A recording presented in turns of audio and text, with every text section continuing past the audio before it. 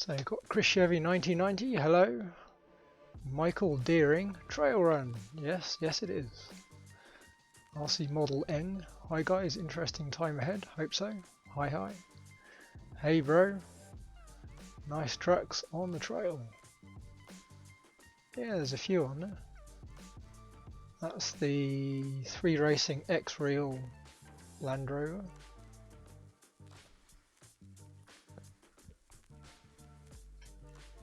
Six person on YouTube. Ah. I'm Derek. Hello Derek. I think that's a Maverick Scout underneath that one. Can't remember. Honcho? Anyway, TRX4.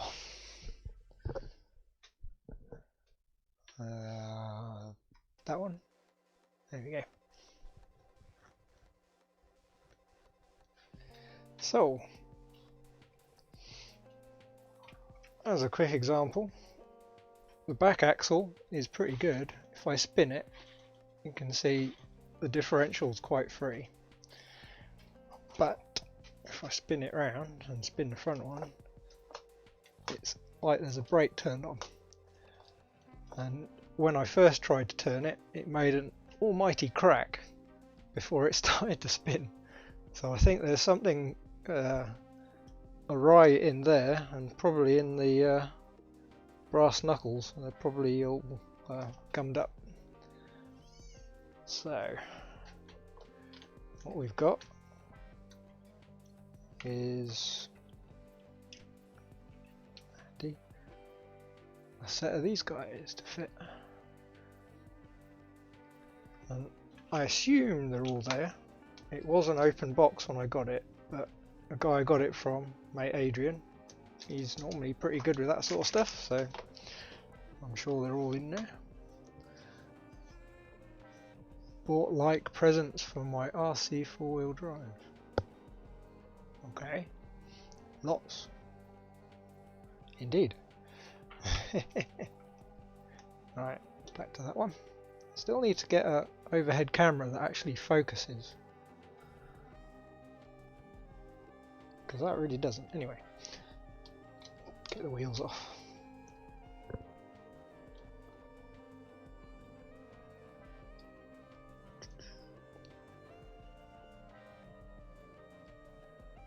So I think what we'll do is we'll do one axle at a time and take an axle off, rebuild it, and then do the other one, and then see about the gearbox. I bought a lot of parts for, oh alright, for your Hilux, right. Well, at least if you catch the plague, you'll have plenty to do when they turn up. So it's always a positive. Full bearing kit. Ah.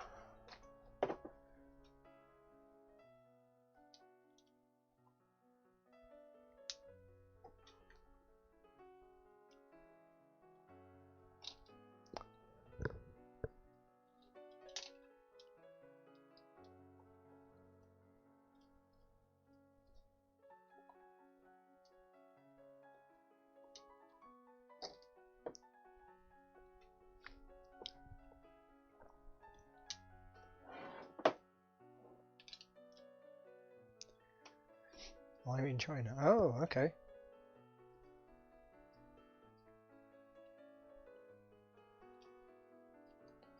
I suppose at the moment it doesn't really matter where you are with what's going on. There's a certain inevitability to it all. Can't go home to Australia. Oh yeah, they've stopped everybody coming back in over there, haven't they?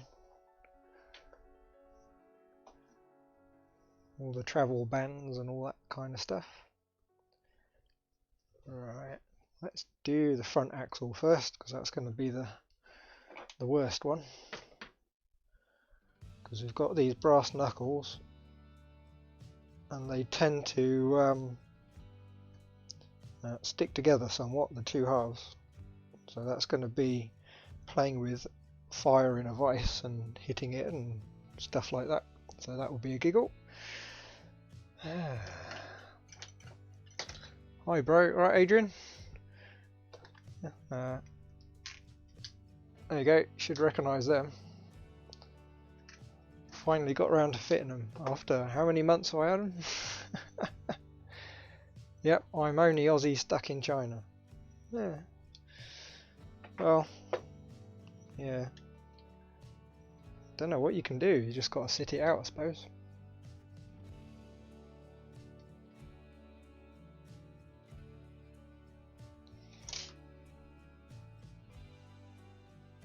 That doesn't fit, let's try that one.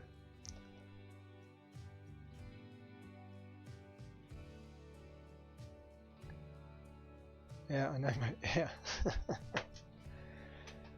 So a bit of kitchen towel so I don't lose all the bits.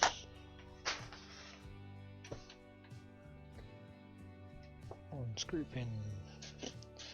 Now these shafts, the telescoping bit is seized up because it's full of mud. So I think if we take both pins out we might get a bit more movement.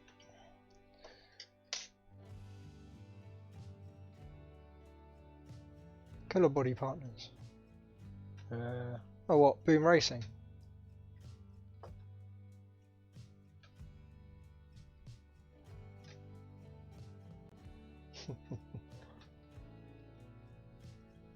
Well, it's moved a little bit.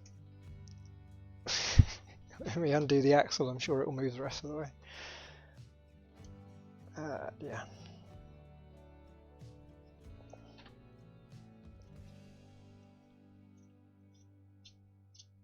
Yes, yeah, okay. Yeah, I don't know how good the bearings are going to be, they look alright. But it's how long they last. There's only one way to find out.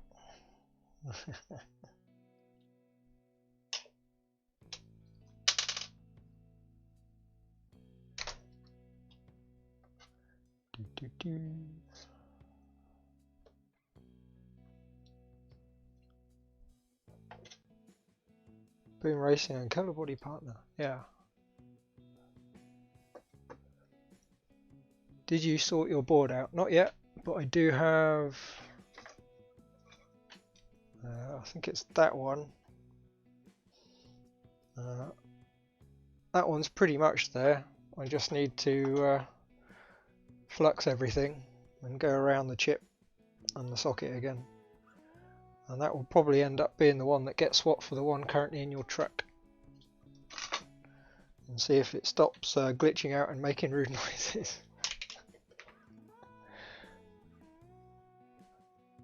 I hope that this virus doesn't slow Tammy from using a Volvo FN16 tow truck. I don't know. It might. No, I think an awful lot of the commercial stuff is all up and going again now. Shipping all over the place. So it'd probably be alright. Don't know. I went to factory in December. Oh, okay. Business or pleasure? That's the question. Oh, there it goes. One drive shaft. It's amazing. These things are rusty, covered in crap, and yet they still haven't broken or seized up, other than the telescoping bit, which has well and truly seized up. No, can't undo that. Fiddle with that later. Good old Traxxas quality.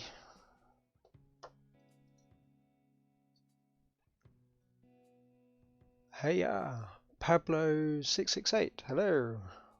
Good afternoon, good evening, whatever it is in your area. Good morning, I suppose it could be, isn't it? I need to pop that off so I don't yank the Bowden cable.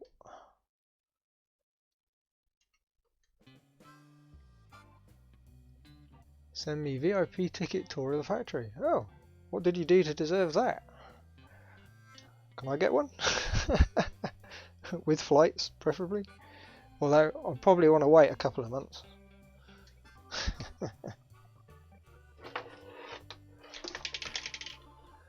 How does that work? Let's take this screw out.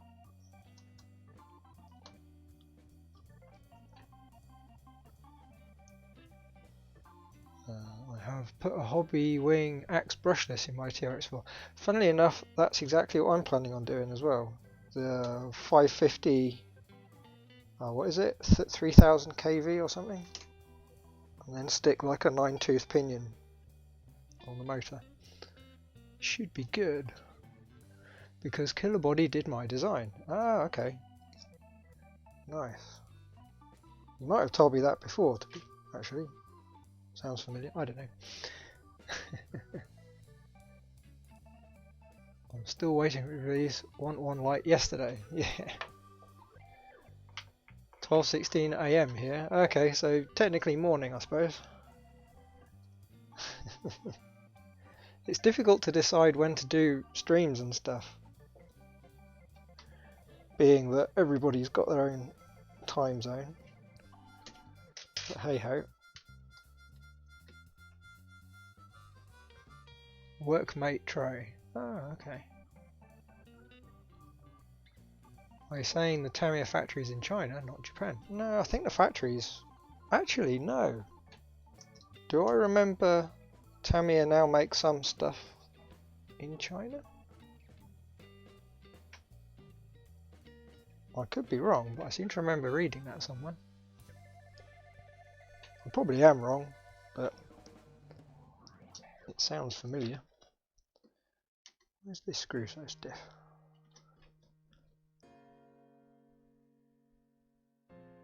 I have no RC truck to work on, so I have nothing to do. Ah.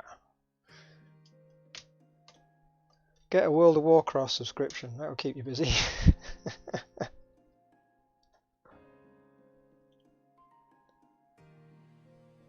Tamiya China, right.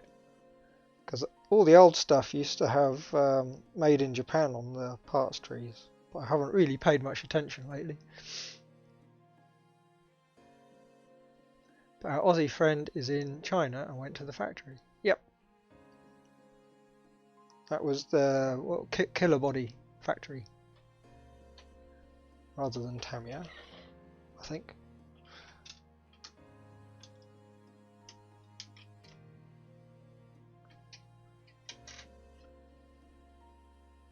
There's no nut on it.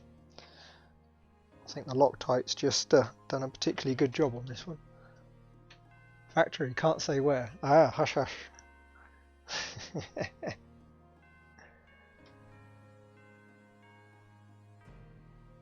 I'm not going to attempt to pronounce that, but I've been to Tamiya factory in... Oh, I could try. Shizuoka? Shizuoka. Okay. I'm sure that's close enough. I have a World of Warcraft account, been playing since I was 12. It's true.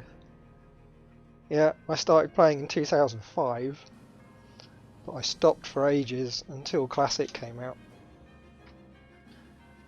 And I played that for a couple of months. When was that? That was last October. And then I kind of accidentally last month renewed my subscription again.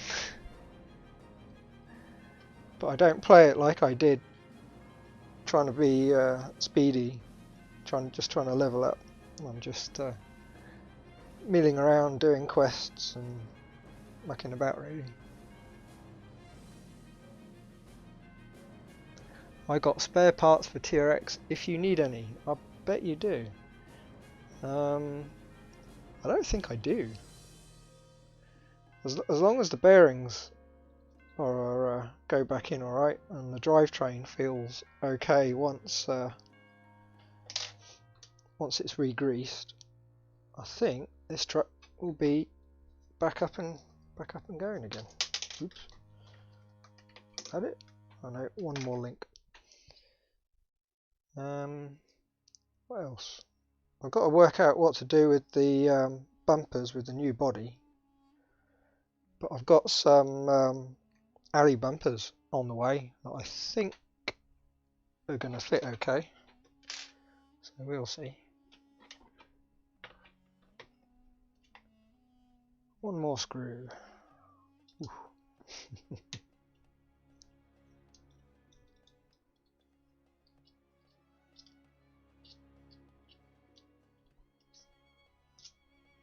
Freedom. Right.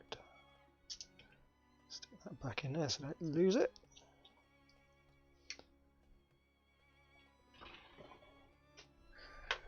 So there's one front axle, which is very stiff. So I think this is probably the worst bit of the drivetrain in terms of it being a bit careworn.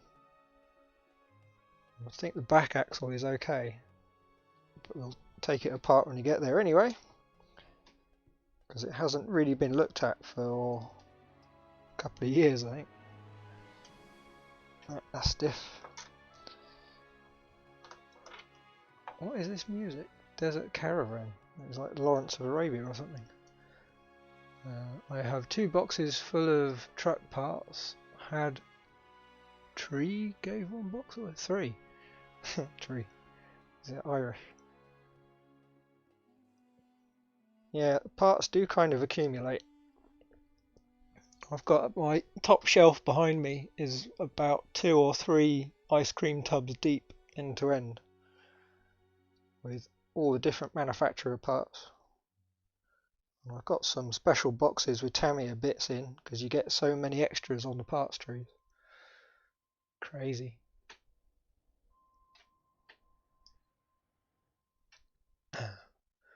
I'm going to Lisu factory when virus finishes. Well, that should be good.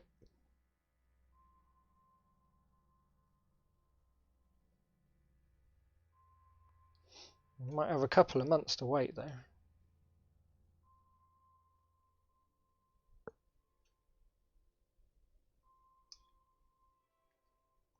There's one.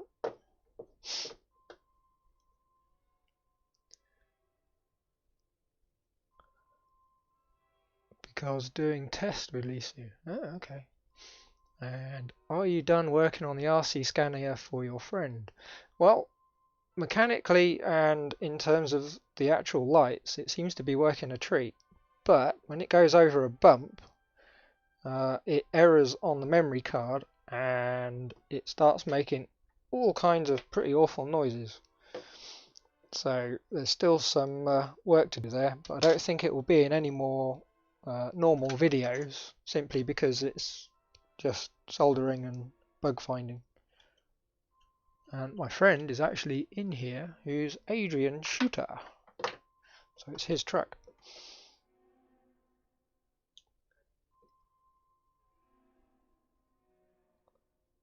What is your job that allows such good trips? Now you see, I've been wondering that. Didn't like to ask. Maybe it's secret again. Industrial spy. I don't know. Right, there's the axle. All 3. So I've got to take steering linkages off.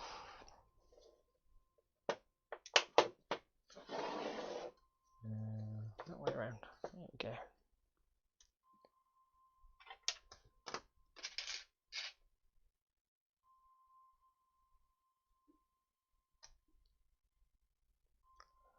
I think it is a secret because he doesn't seem to be replying.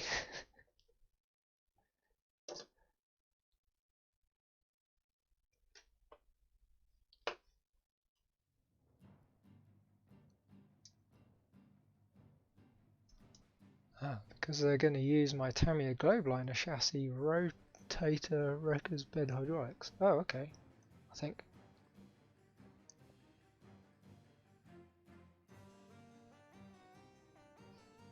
So I guess that will be a lower cost alternative to the likes of what Tamiya are putting out. does seem quite expensive. What was it, 250 quid or something? Oof. Crazy.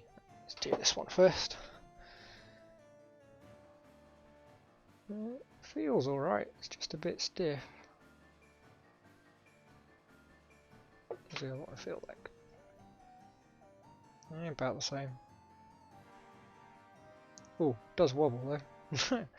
Okay, those bearings aren't happy. If he is on here watching, I'm gonna tell your Scania is nice. I like it a lot. Maybe want an RC Scania again. There you go then, Adrian. You're getting praise. Alright, how did this go together then? Take all the cap head ones off. Yeah, and then there's the two halves. Yeah, that's it. So I use Allen key to crack them. And hopefully the screwdriver to undo them.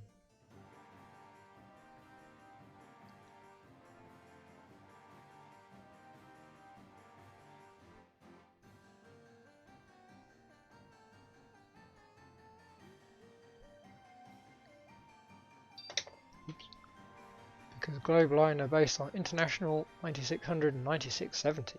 Ah.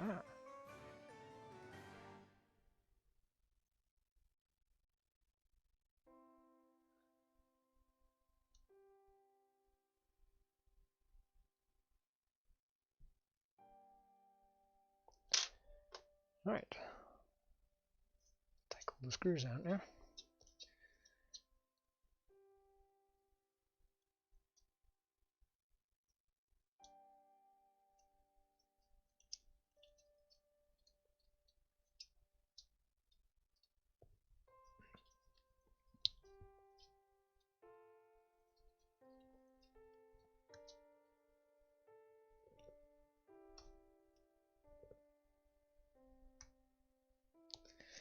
Let's lay these out as they come out. There we go.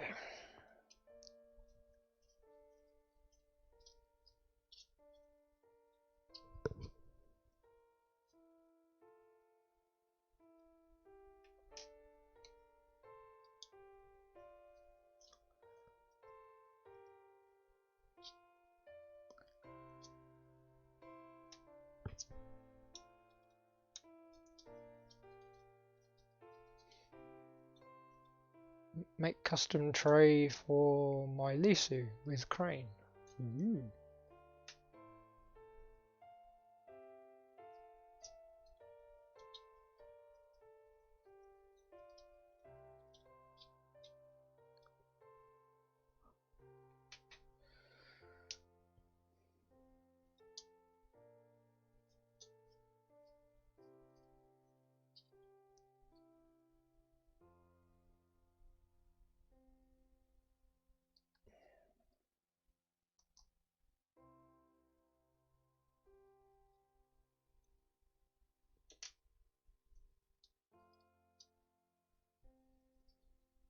For globe liner, right.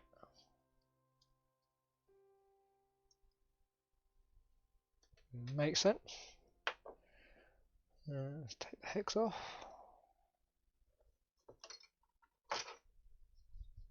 Yeah.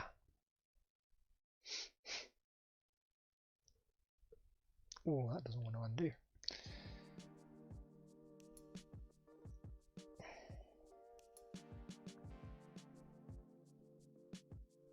Here we go. One pin, one hex. Oh yeah, all the grease is coming out at the end. Okay, so that should be all the fixings that are holding the two halves together. Let's do a bit of wipe down.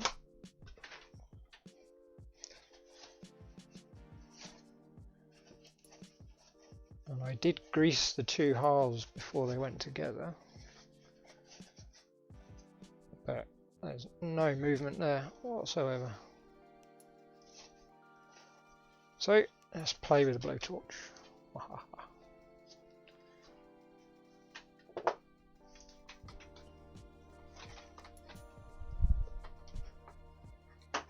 The machine vice. And a bit of butane. Should have mole grips there. There we go. Because my chassis is a bit longer than the standard globe liner, 6x8 or 6x4. Oh, I see. Okay.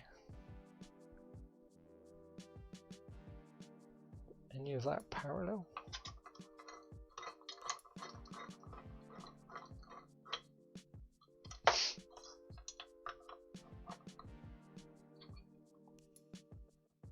Yeah, that'll work.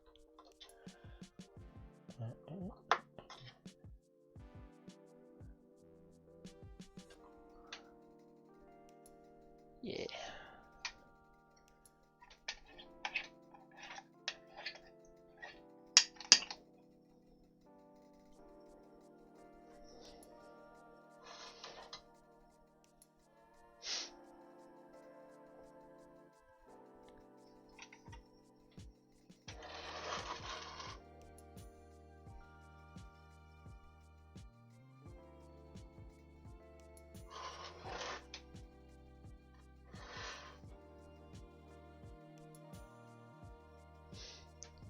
Twin diff lock. Nice. Diff locks always look quite handy with the trucks. The amount of times you end up spinning the inside wheel does get quite annoying.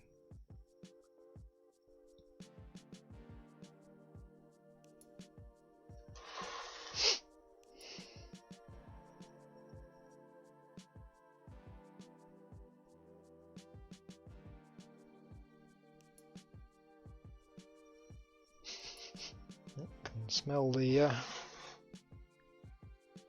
the grease starting to warm up.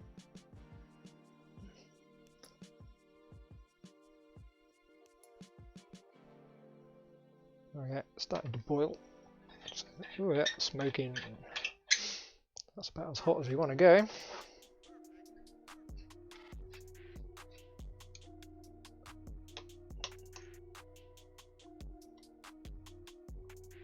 Get any movement.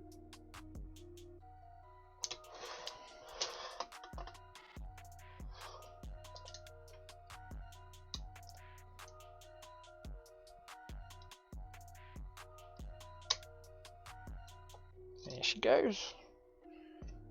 Awesome.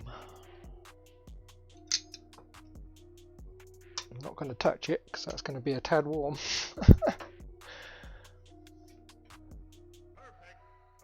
Least you can design that back you're on Scania. Put on back of Scania. Alright.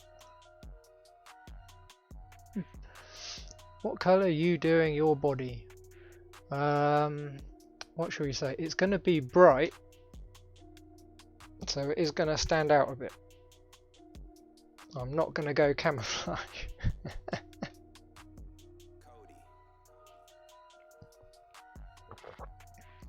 Definitely not camouflage. If you imagine camouflage and then think of the complete opposite, you'll be somewhere near.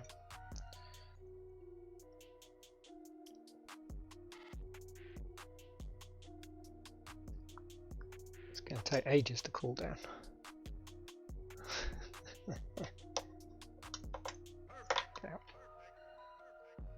Wonder if we can split the other one while that cools off. So are you doing quite a lot of parts for the trucks, or is it just based on your Globetrotter? Globetrotter? Yeah, Globetrotter.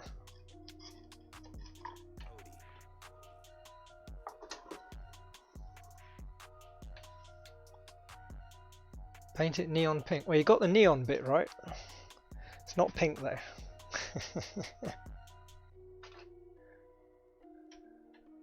It's going to be quite loud. But I got kind of bored of having like grey or whatever. So I thought, let's go as non-grey as is possible.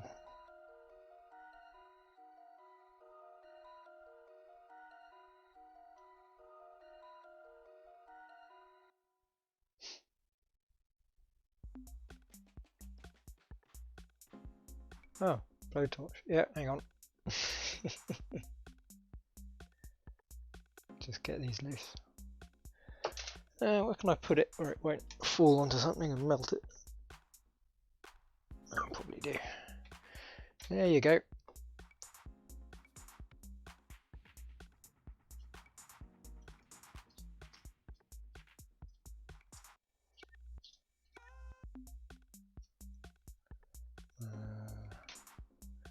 Should have started at the bottom, but never mind.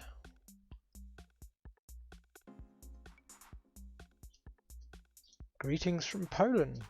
Hello, Polish person. Marcin?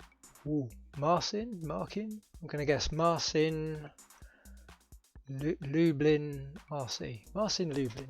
That's what I shall call you. Marcin. Hope that's right.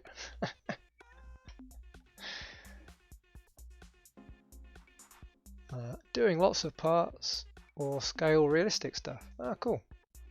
Cool. Oops.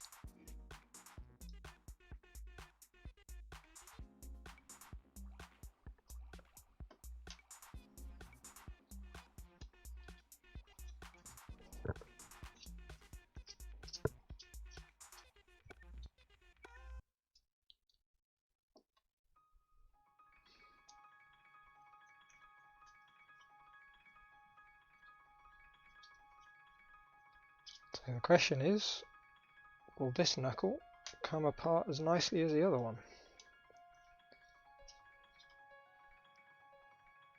Because usually when I've taken them apart, one or the other one has been well and truly stubborn.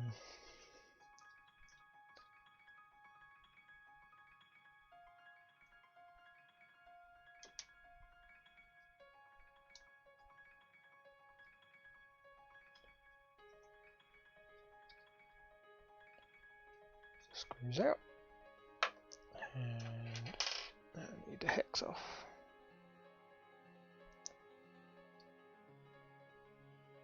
Going new trailer design. Ah, so what a 1/14 trailer or a off-road trailer?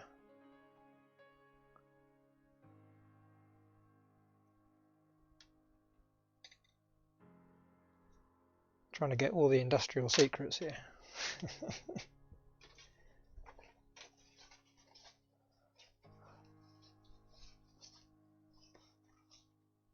Lublin is a city where I live. Ah, okay. I'm just working on a power wagon and I'm watching you. Very cool.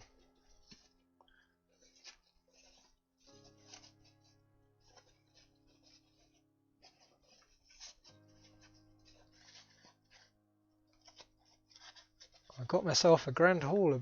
Built the chassis is, but the chassis is from a King Hauler. All right, so short wheelbase Grand Hauler. Why not? Must say the Grand Hauler is a bit long. It's difficult to get it around the layouts most of the time. That shaft is a lot longer than the other one.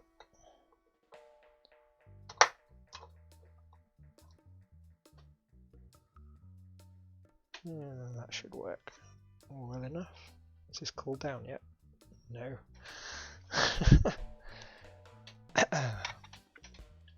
Yep, Aussie flat tray neat trap. Okay.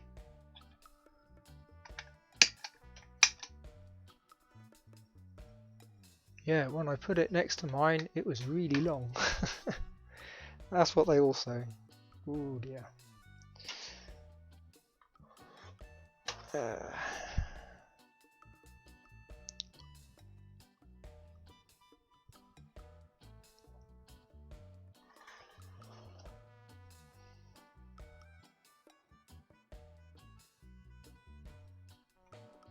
Bit more gas.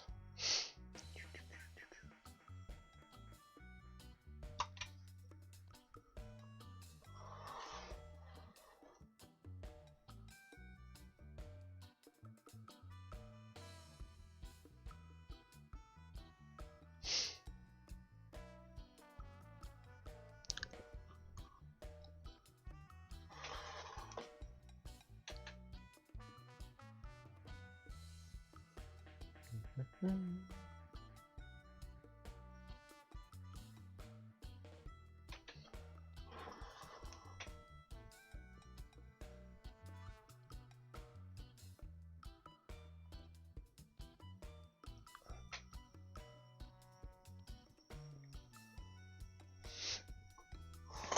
grease is just starting to boil,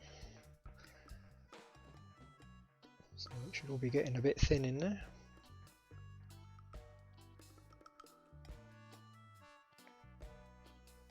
I can see it going around the bearing.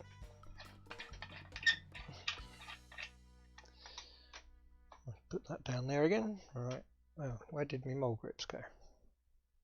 There they are.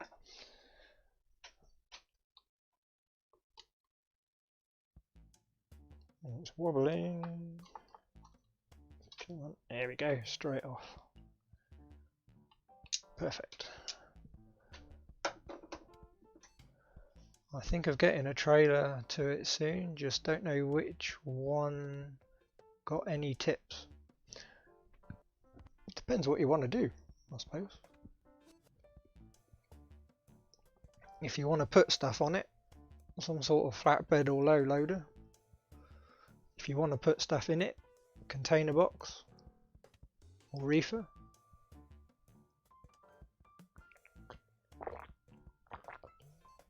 I don't know, there's an awful lot of different trailers around. Different types and lengths. I suppose it also depends on where you're trying to run it. Because if you've got a huge great trailer, it makes it much more difficult to get around tight corners. Meant to say neat trap.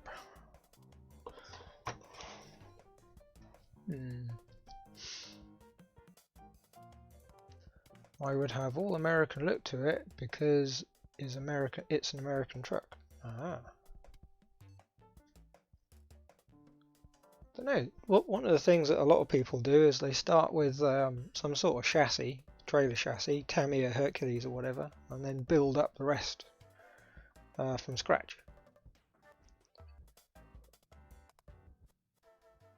Ooh, there's bits.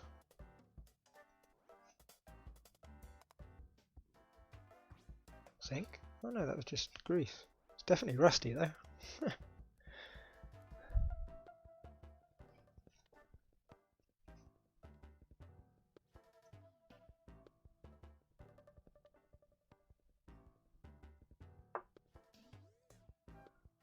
Yummy. That's my tweezers. Tarp. Ah, tarpaulin. I see.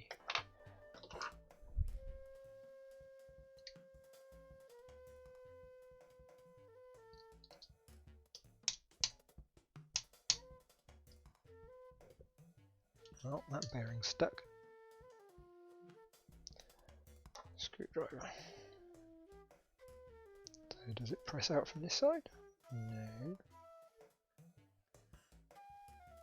I think you're going to need a device for that. Knock it out.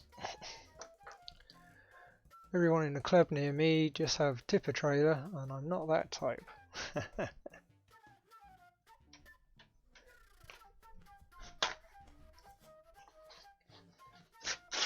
Don't know, go for some sort of flatbed or low loader then and put a tank on the back.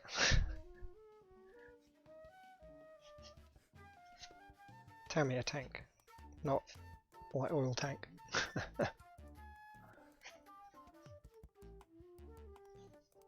B double trailer like you see in Aussie Outback Trucker.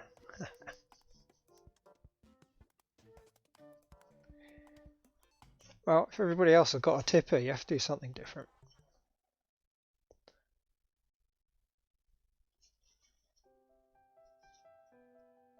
Well, one thing for sure with Traxxas, they get their materials pretty good. Look at that.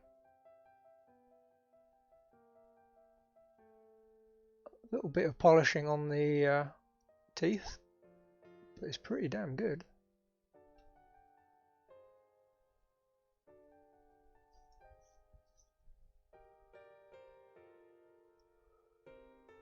I think the opinion's about as good.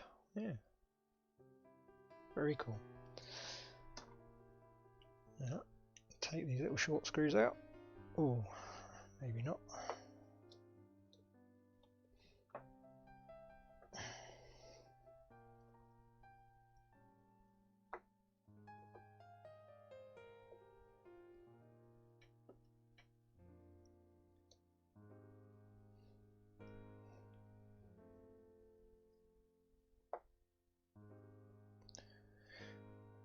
Two and three.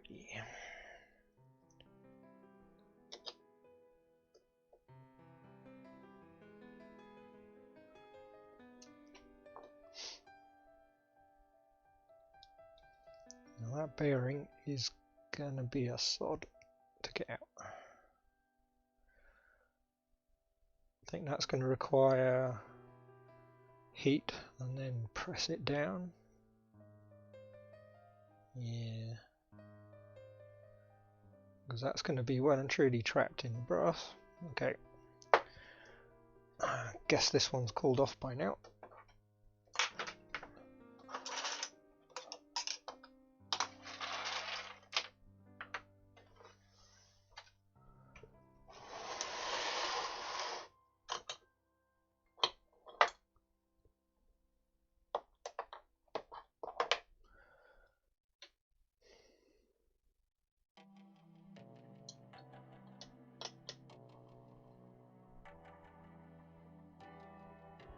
Should work.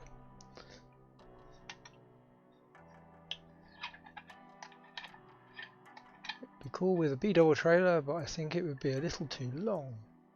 Run super single, spider wheels, more Volvo rims on trailer. That's smoking well.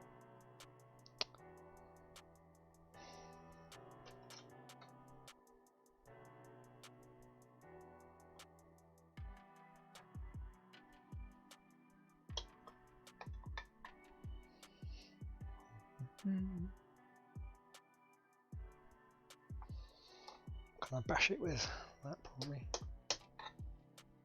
Have to put that there for a sec because everything's hot. Alright, that came out. Yeah.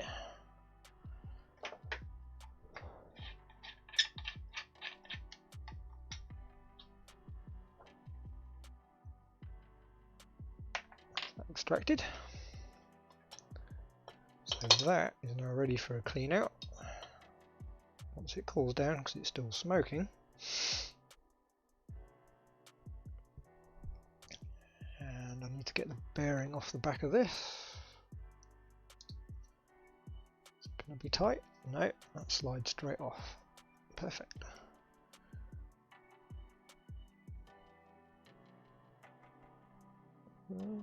Teeth look alright.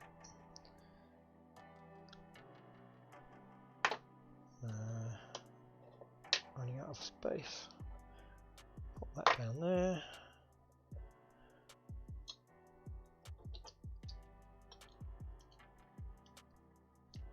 There you go.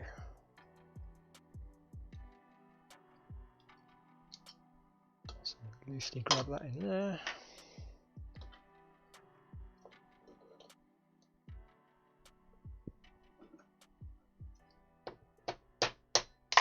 Oh, there we go.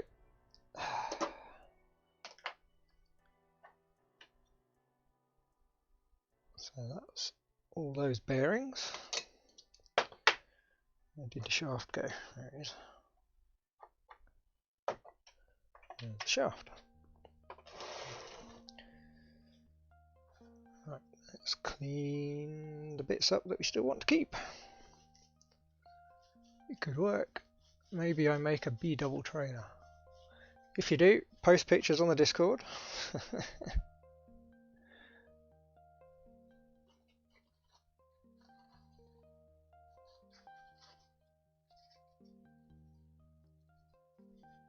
Oh yeah, you can see on this shaft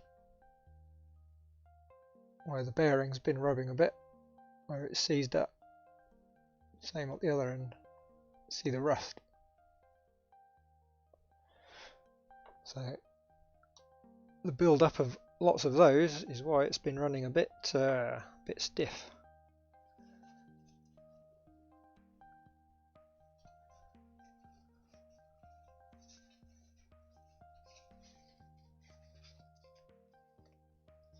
I wish Tamiya make old Volvo FL6, is it? FI6, FL6? One of the old Volvos anyway. Wish they'd just make more trucks, more body types. Maybe American trucks with a proper license as well would be good. So proper Freightliners and all that. And hey, the clone. How are you getting on?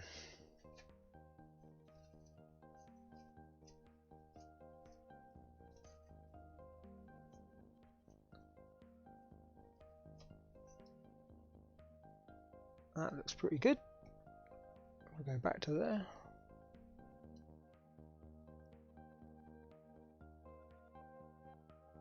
There's a little mark on that. That might just be in the grease. Yeah, it is. So, say what you will, but Traxxas gears are normally pretty good, and these are no exception. They've been in rusty grease for, I don't know, a long time, being run, and they're still quite happy. So, quite pleased with that. Alright, that should have cooled down. Yeah, still quite warm. Maybe if I hold it with a kitchen towel, that'll work.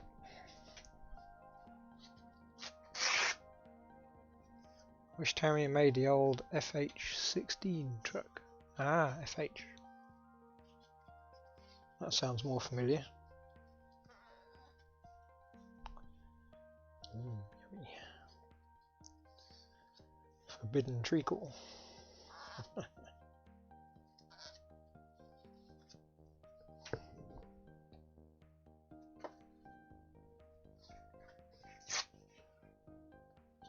6x4 fridge body.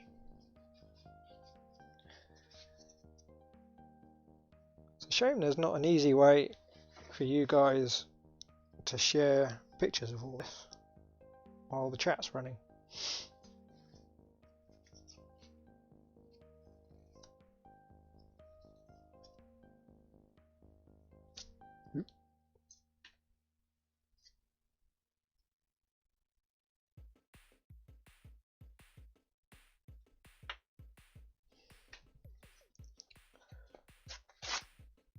And Mitsubishi FM557. That sounds like a small truck. It's probably not though. Oh dear.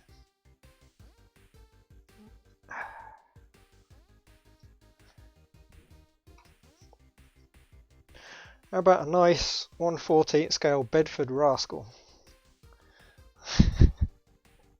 I'm sure they would sell like hotcakes. Yeah.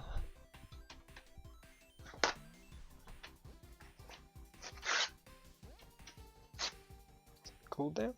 Yeah, I can hold it now.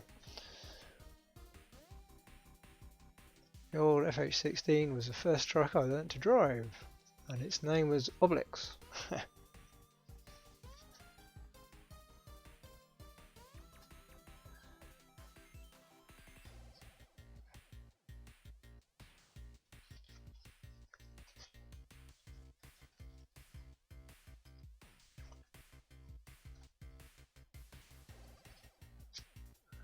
Right, that's that done. Oh, got the outer bit to do yet. Nearly forgot. I think there's a bearing stuck in there as well. Arg.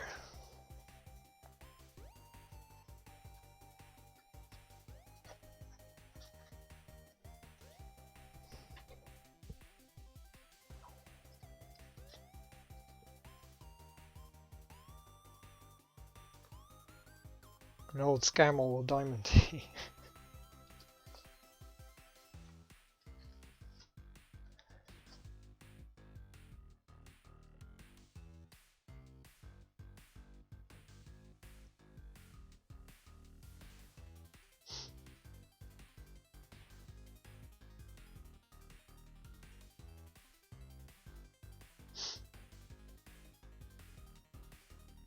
I feel like this bearing is probably okay.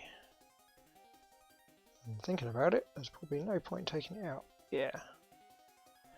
That thing's been in knee deep in grease the whole time. So there's not an ounce of rust on that. So I think we might have to leave that in, because I think taking it out is likely to do more damage than good.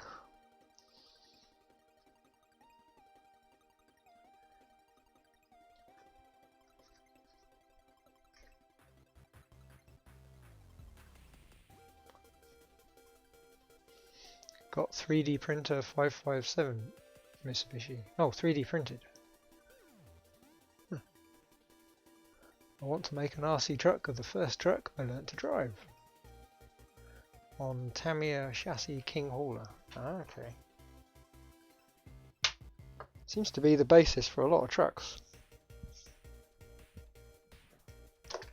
Right, U-bearings. So I need one that's that big. Which looks like that one. And these two are of course slightly different sizes. Nice.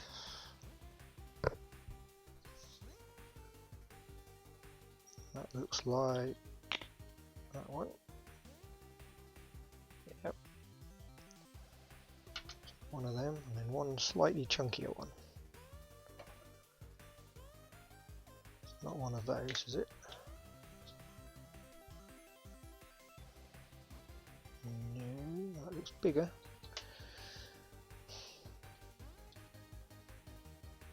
That's smaller.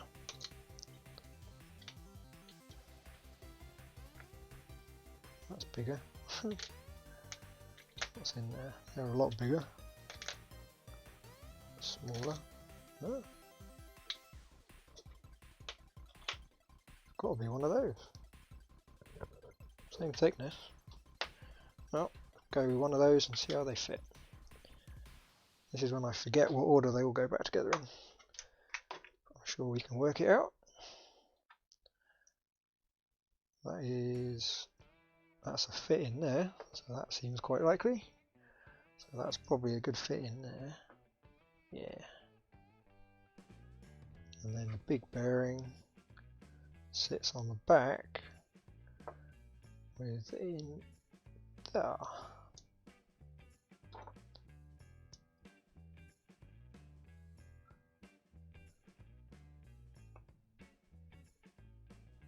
Baby Mitsubishi Cantar.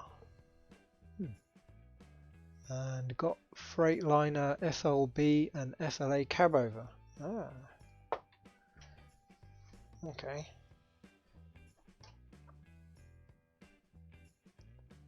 I need some thread lock. Where's my thread lock? Is it behind me? I bet I've left it downstairs.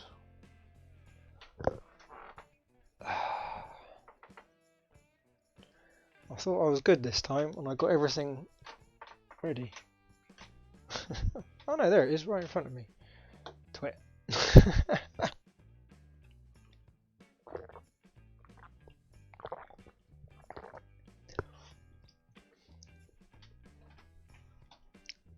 Make small truck Tamiya. I think there needs to be more 1/14 scale models, not necessarily lorry models, but other models, to fill out the layouts, rather than keep making all the 1/10 and 1/12. That would be nice. 1/16, yeah. See, the 1/16 stuff, it just doesn't quite look the right size against the Tamiya trucks. Probably because it isn't quite the right size because it's 1/16. But you know what I mean. Do you know anyone who wants to sell a Scania R Longline? I don't, but there's lots of groups on good old Facebook where people are always selling stuff.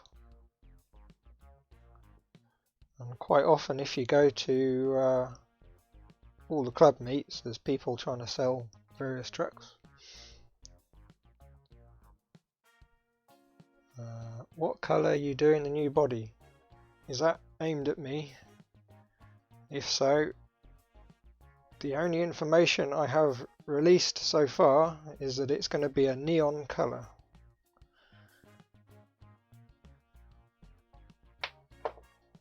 Unless someone guesses what the colour is, you have to wait for the painting video to find out.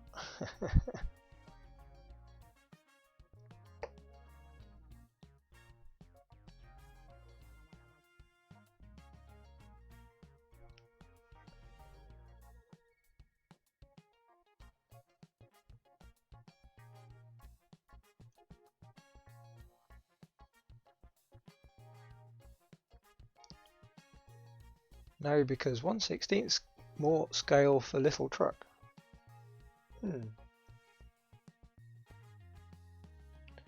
I suppose in reality most of the scales in RC where they say 1/10 or 1/12 aren't all that accurate anyway.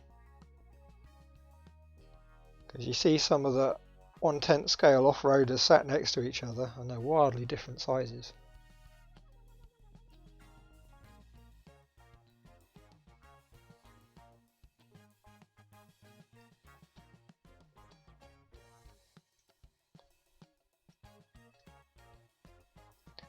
Right, here's the big bearing in, and that's spinning nicely.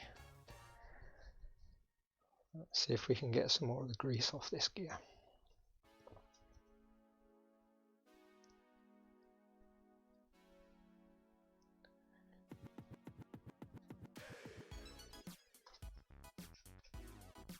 Yeah, that's a bit better.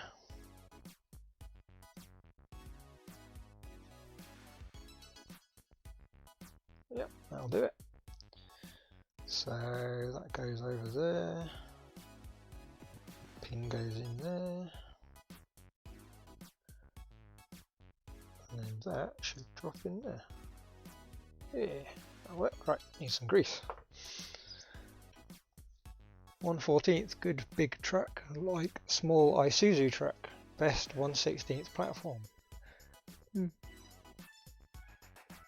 There is almost none in Norway selling a Scania R long line. There was one, but I didn't get to buy it before someone else did. Ah, that's a shame. If you wait too long, you miss all these things. There's my grease. There's my grease.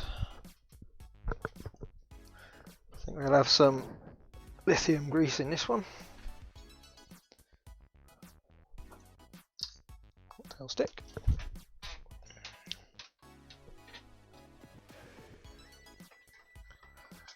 So just using that stuff. Because in general it doesn't get washed away when water gets in, as it inevitably will.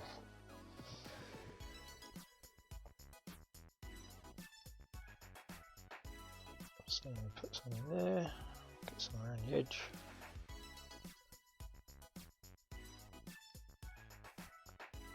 Because I found with the TRX that if anything fills up with water, it's almost always the portals.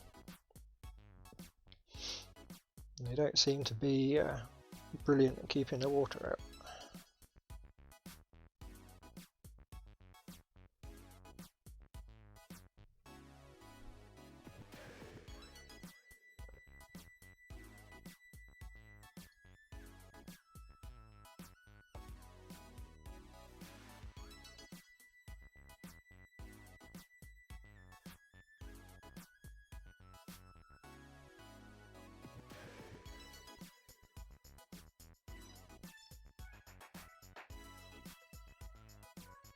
So I'm not going to go too nuts with the amount of grease,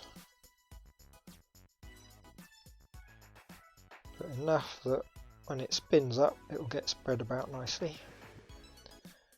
And I also put a little bit just around the edge, so when I put the other half of the housing on, it should just help seal a little bit. Usually seems to help anyway. Either that or it's wishful thinking, not sure which.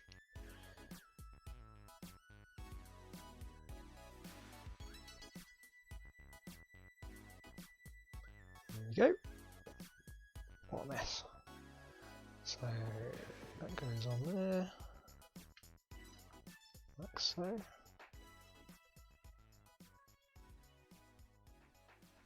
Squeeze that in, there we go.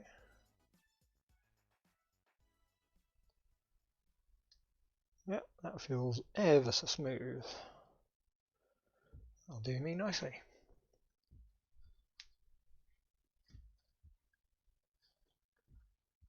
Get rid of some of this excess.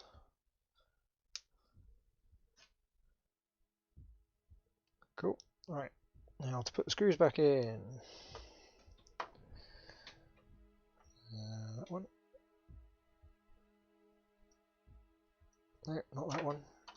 That one. That's it. So, because the two brass bits aren't going to quite be nicely seated, I'm going to put all the screws in so they're just not quite doing anything, and then tighten them all up a little bit at a time until it's all brought in nice and square.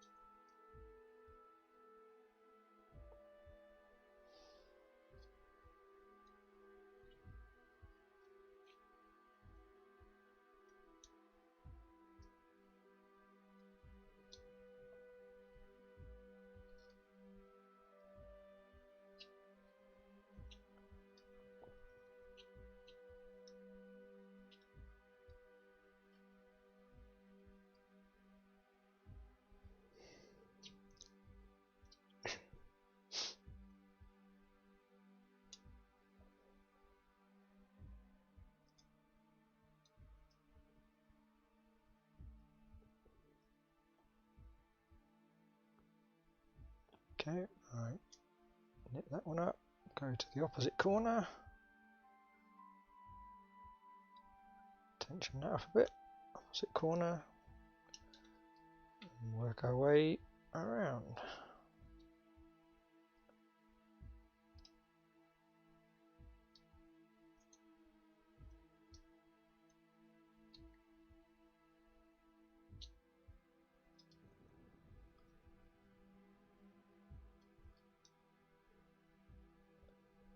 I wish they made the old split rims.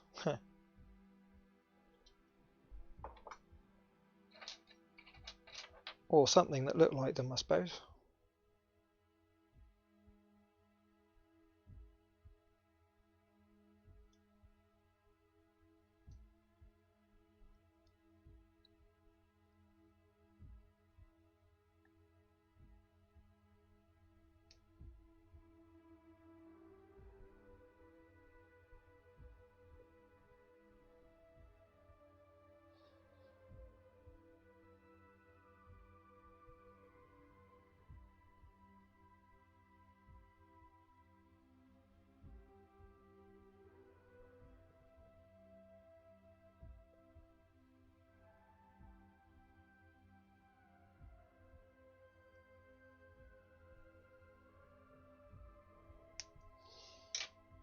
Right, that should be about it for that one.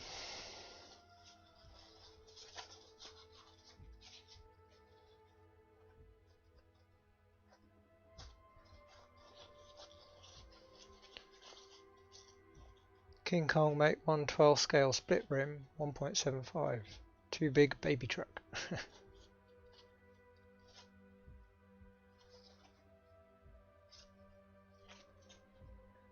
Alright, here we go. One knuckle rebuilt with fresh bearings.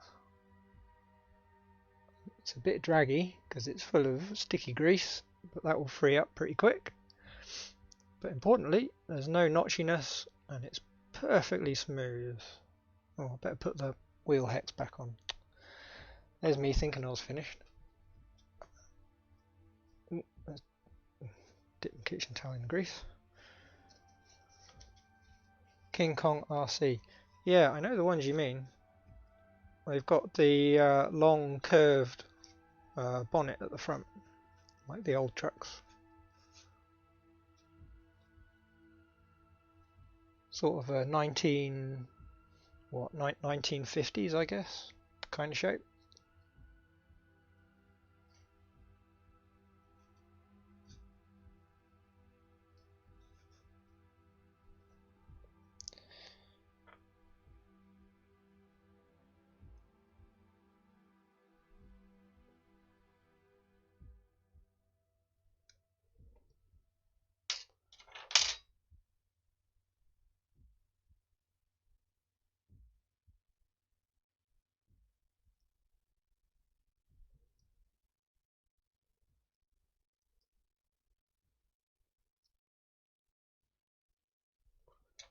Right, now that knuckle's done.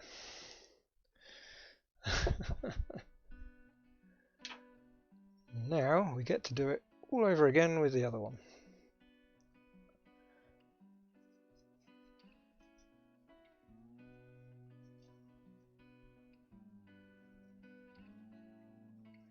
(1975) Chinese truck.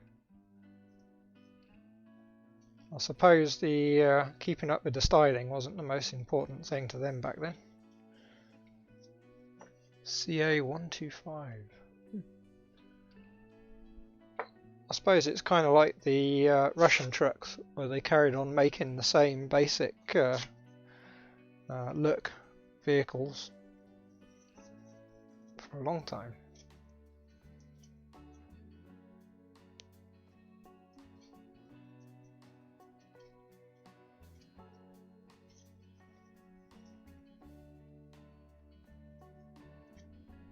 My mum Chinese, that truck reminds her. Oh right, so it reminds her of what she used to see. That's cool.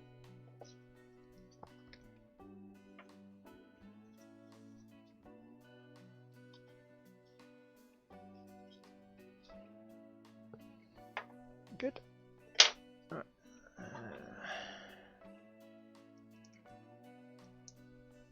Come here. Rusty.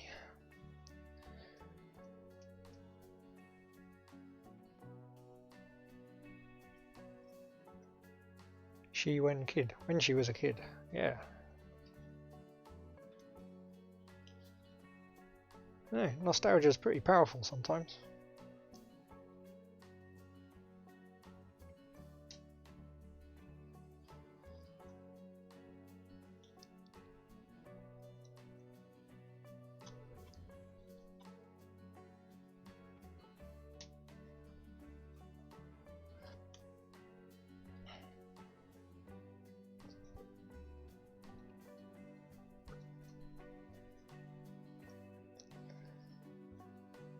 Alright, so is that one going to come out? Without? No. This one's got a long shaft on it. So I reckon if I hang it over the end and knock over the thread lock,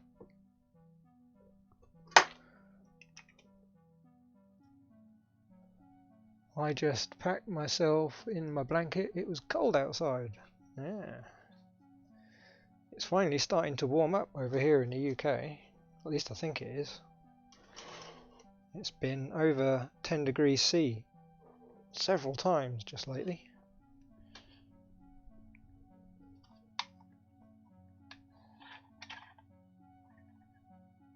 Always her colour back day.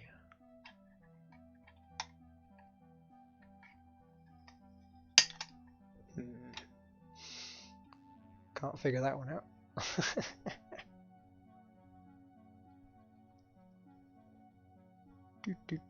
Ask.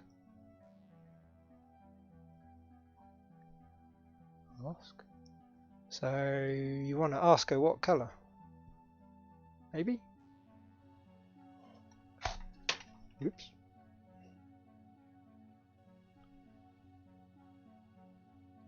(6 degrees here and rain. That's kind of what we had yesterday.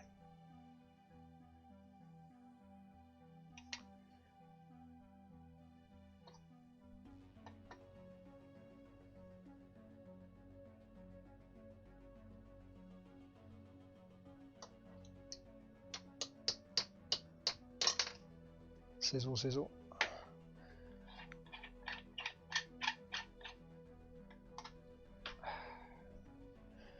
Have to let that cool down because that's going to be really rather hot. I can take this shaft apart in the meantime.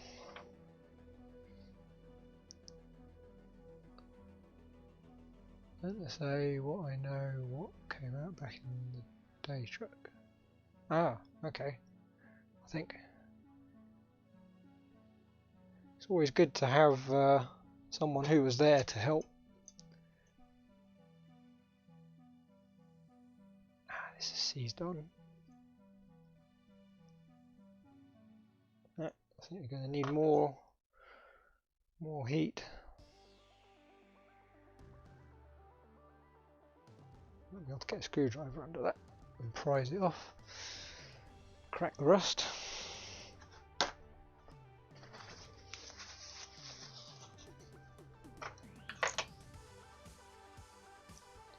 Yeah, now this music's a bit more upbeat. Ask her the colour. Yeah.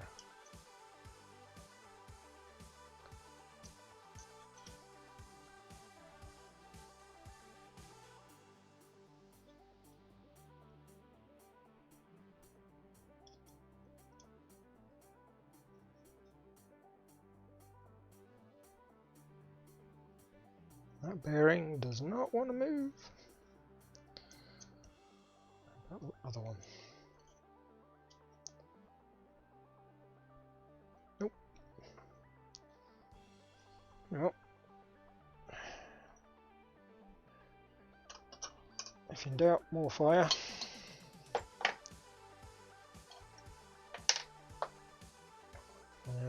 Let's do it that way up. I'll grab the bottom bearing. 5 colour: yellow, green, black, red and baby blue.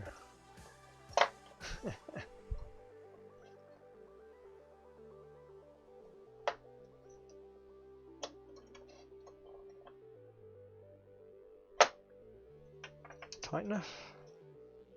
Yep. Alright, let's warm that up.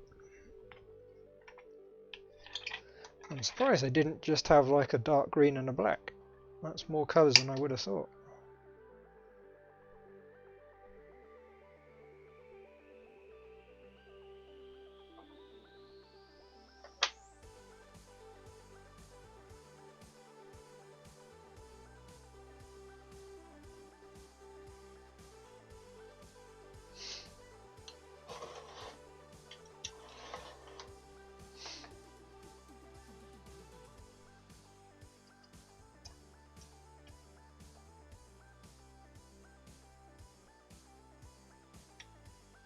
Well, that's the grease boiling away.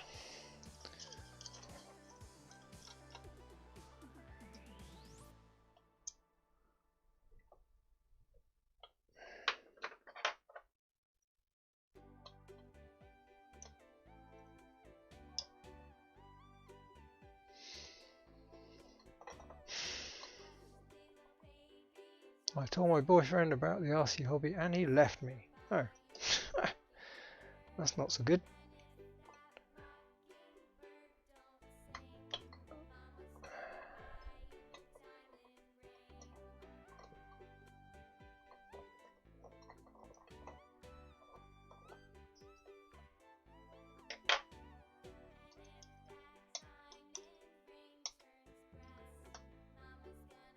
What is this?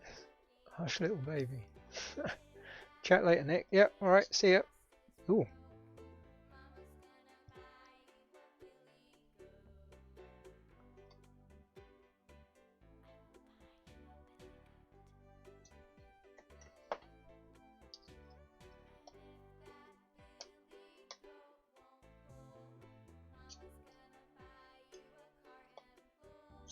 Ah, I think we have movement.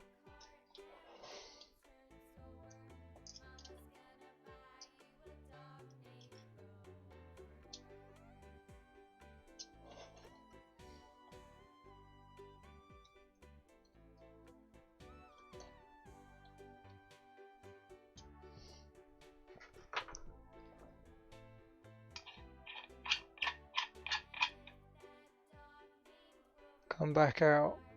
What? Come out back day fire truck. Have white tie wall. Oh right, white walls. Cool. I need to find someone that likes RC. It'll always be good.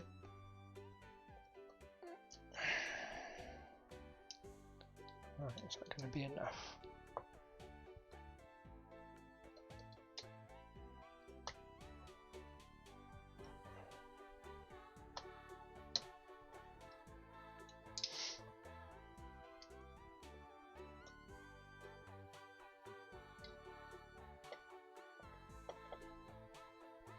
Well, it's really stuck. Okay.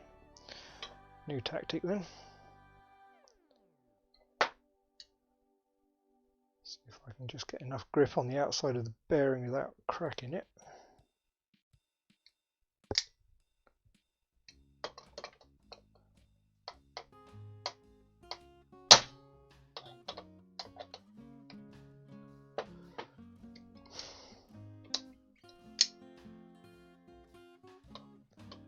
My internet broken. If you're talking about the stream, I did note that my little green box went yellow and red a minute ago for some reason. So it might not be you.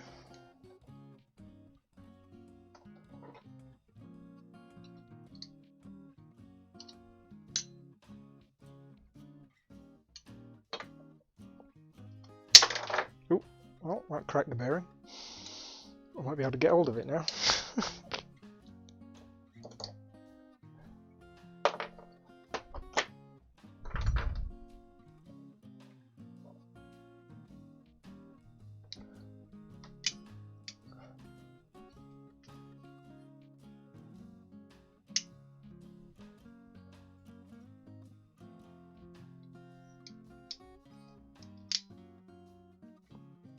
Alright, there's the race. Oh, got the inner race visible.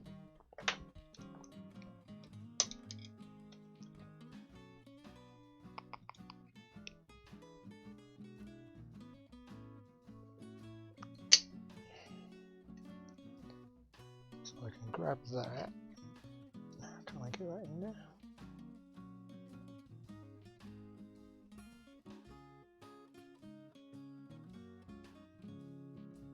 Because I'm in the 50s, the Russian had a communist revolution in China. Yeah.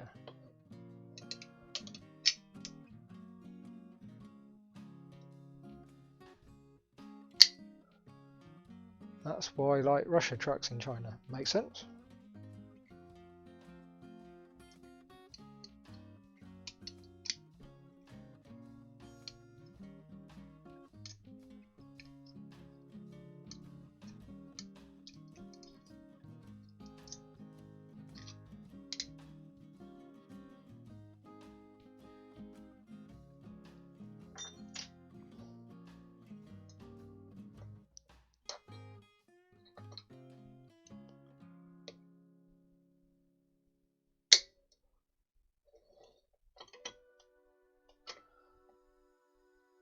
Now come off.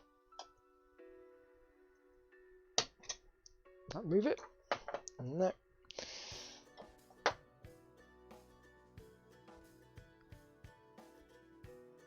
Let's see, the pin's on this side.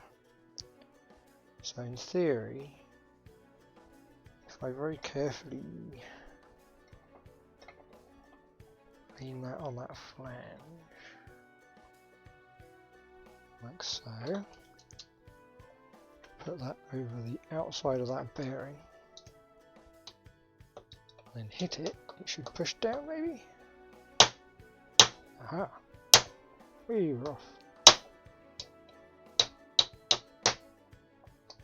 It's got it. Lots, because that's what my mum told me in the old stories. Ah. Cool. Right, there's a gear. course, that pin is stuck.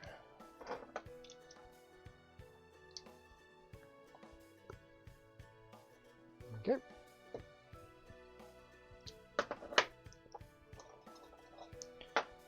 Now for the last bearing, and we're done. Just got to clean the bits up. I can rebuild it. Hey.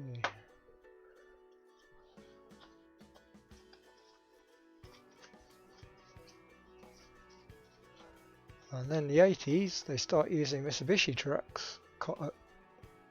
A copy of a Mitsubishi truck called FAW. F-A-W. Yeah.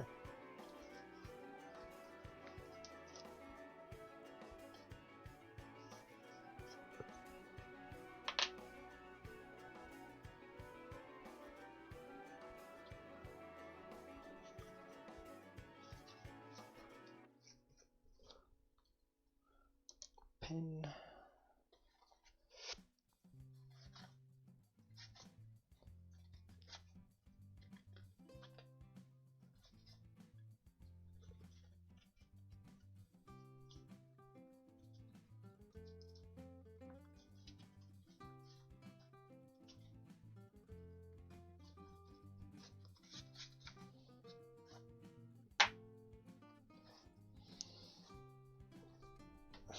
Grubby.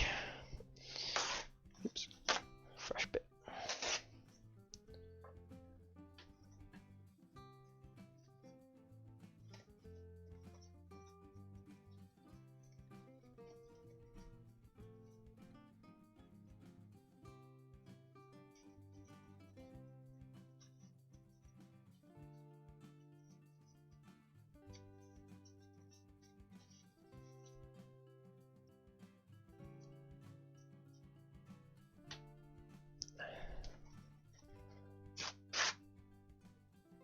And Nissan Diesel and Isuzu too.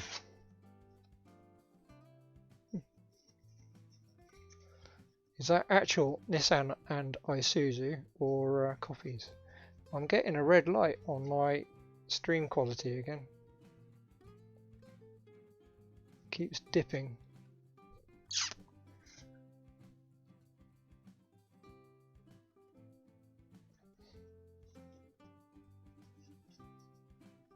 Lots of drop frames as well. That's not good.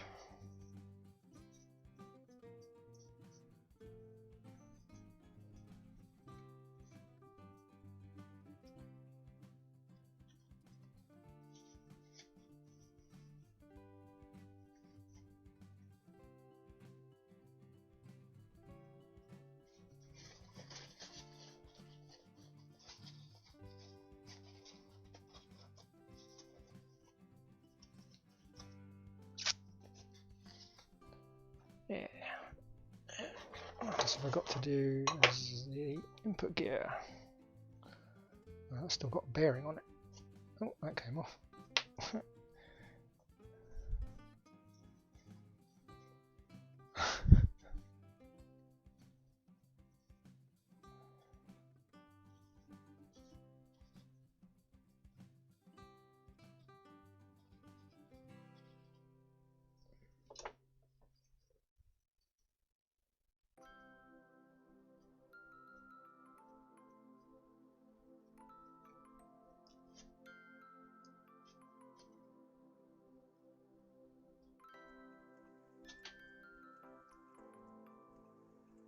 Nice, that's cleaned up well. More bearings. This is going to be one of these projects that's supposed to be a quick project, but I think it's going to take longer than I thought. Never mind, that's usually what happens.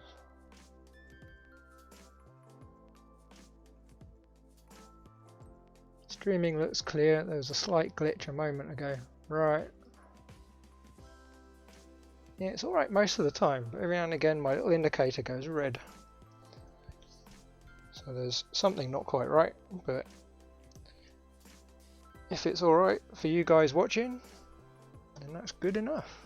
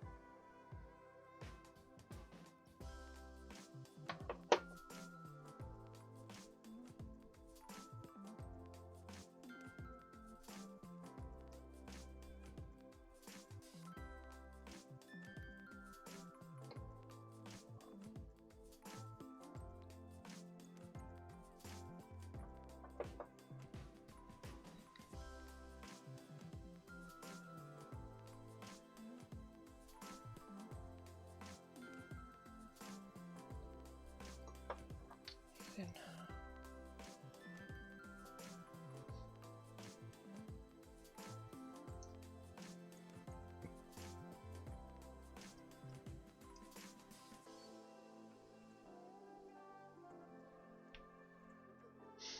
I bought Nissan Diesel 3D printer. 3D printed Nissan Diesel. Of my Chinese friend do 3D printer. Ah. Amazingly handy, these 3D printers.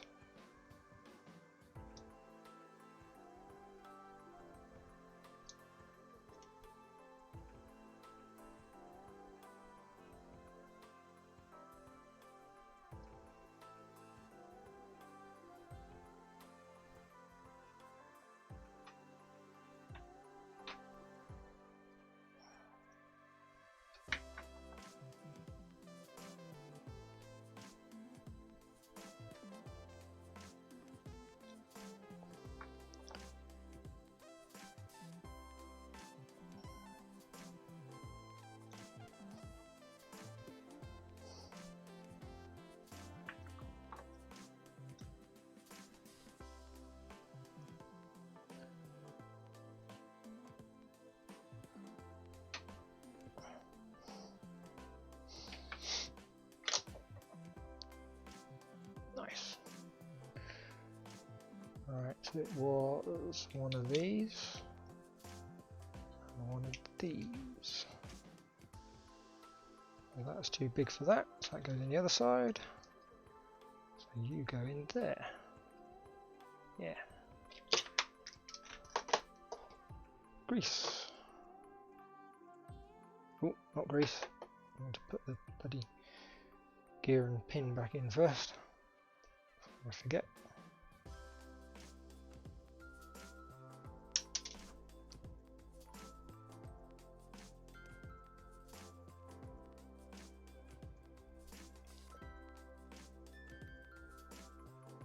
I want small scale, sadly 1/14 big one. Ah, smaller truck. If it's 3D printed, then surely you could scale the bits down.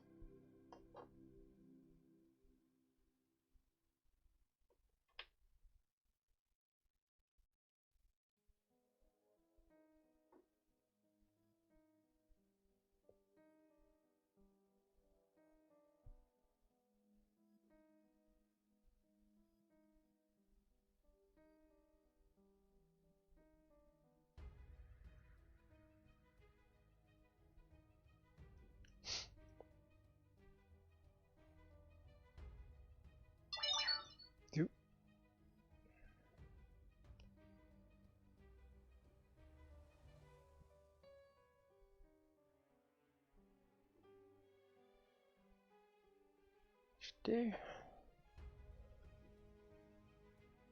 globe liner only chassis. Ah, 6x6 meters.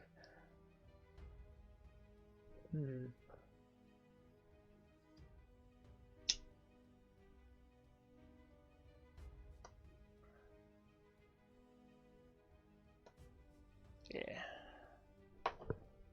See what that was on the phone. Use Lisu diff lock. Right. Ooh. Junk. Ooh.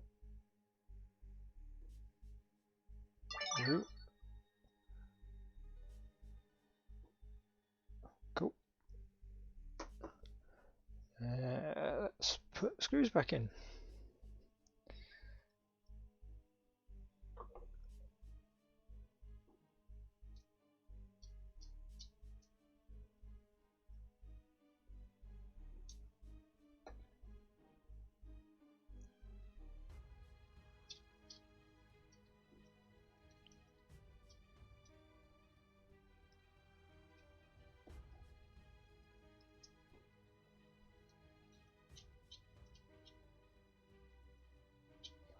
because it'll turn into a council tipper truck. I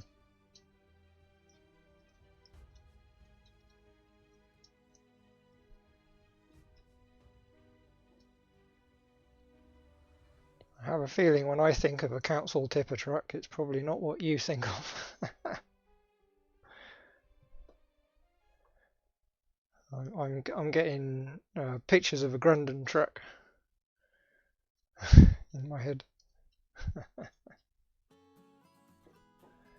Probably with a skip on the back.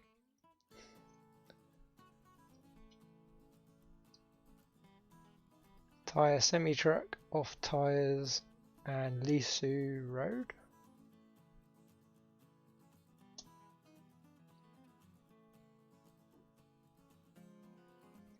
Off-road tyres. I think.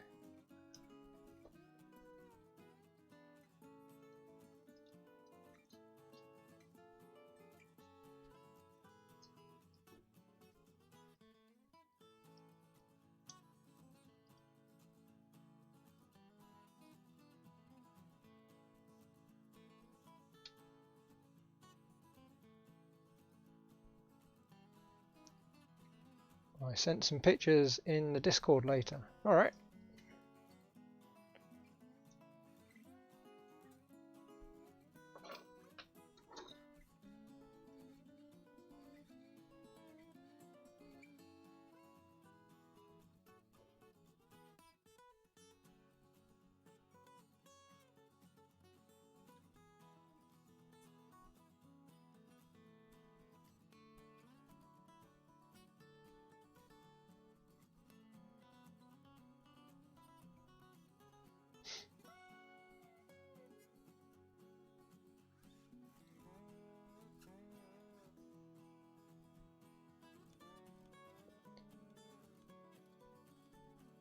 That one. And the last two. Nice. Yeah. Perfect.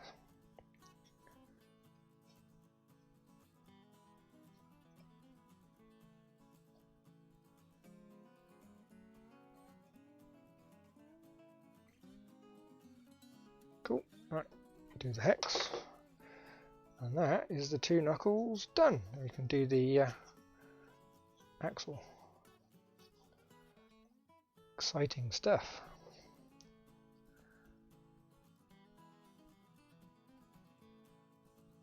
Yeah.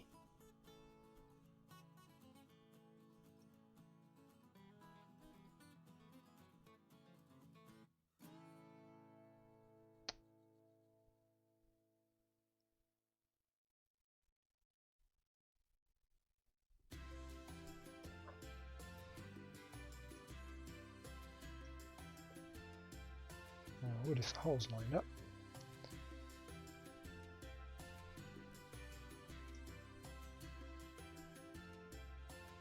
My mate from China, he makes a lot of them scale that design because not good 3D printing designed from me. Aha.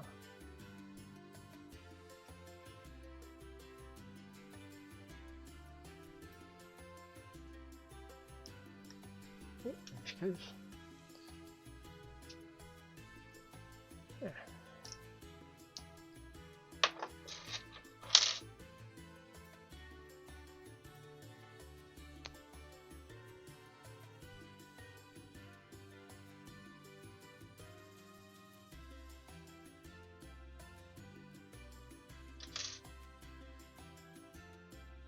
Cool.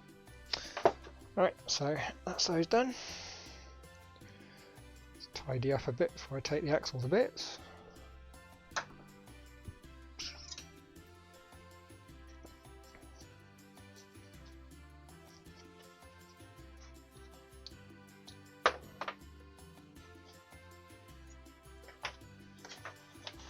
Let's get rid of all that lot, I think.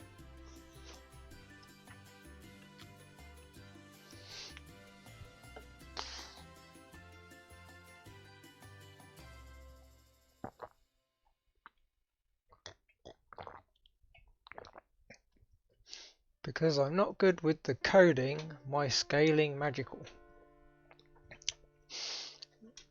So you're not doing your designs in CAD, I guess? Do them on paper.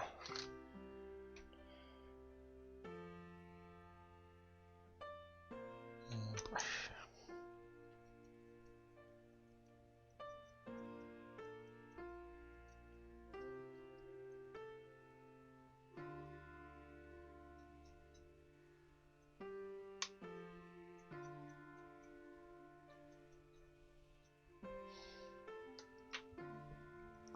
Right. So on this axle, the only bits we should need to worry about is the cover on the front, because there aren't any bearings out here that I know of.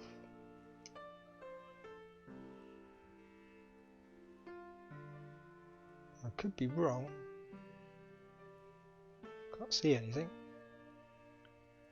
But I'm pretty sure there's just the two bearings in there. Tell you what, let's have a look for a exploded diagram quickly and double check.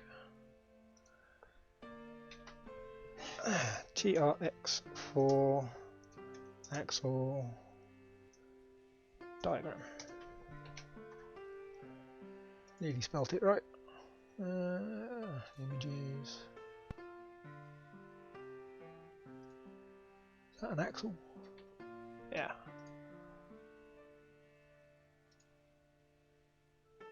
Because I can make the blueprints. Yeah.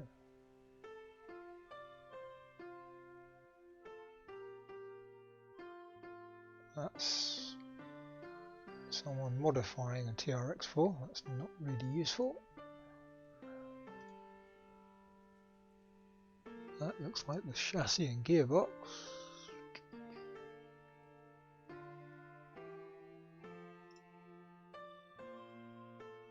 That's not an axle. That's an axle. But that's not a Traxxas axle.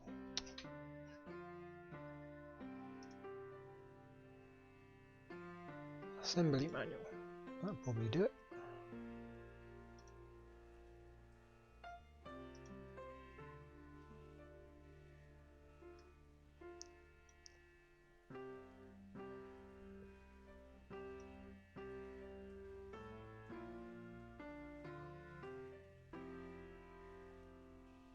Gearbox. That's a diff. No, that doesn't help.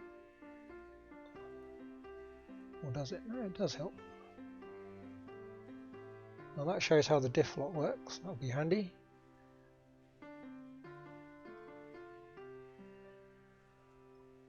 And so that's the rear axle.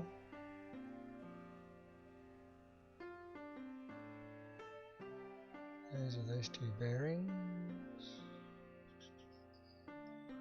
Ah. No.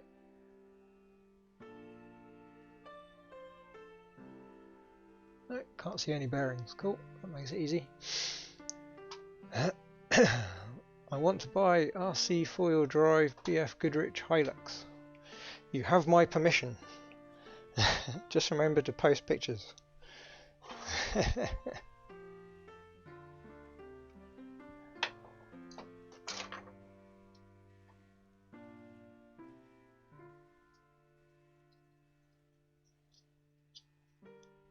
But use old Marlin crawler chassis and put long bed. Oh.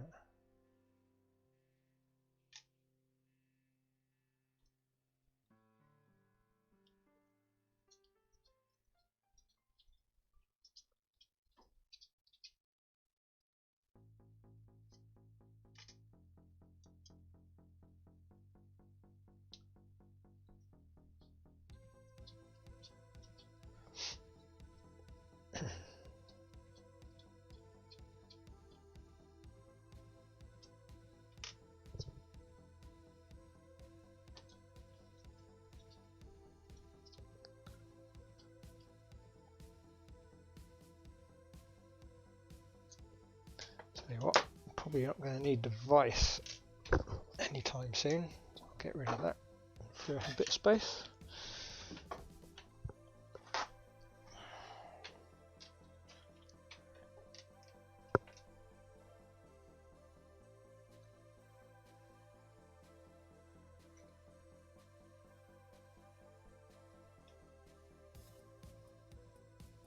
Yeah, that gear is a little bit dry. Spinning alright, although that bearing, oh no, it's not going around with the diff, what it was. No, should be alright. Right, and the tweezers.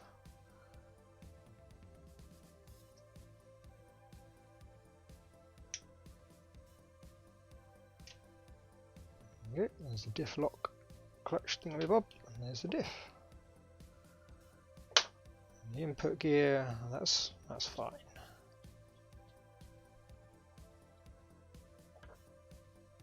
Just knock it out anyway so we can clean it up. So that bearing is no problem at all, and that one's alright as well. So I think as long as the two bearings on the diff are alright, we just need to give it a clean up and some fresh grease. That's a funny colour, kind of green with rusty bits.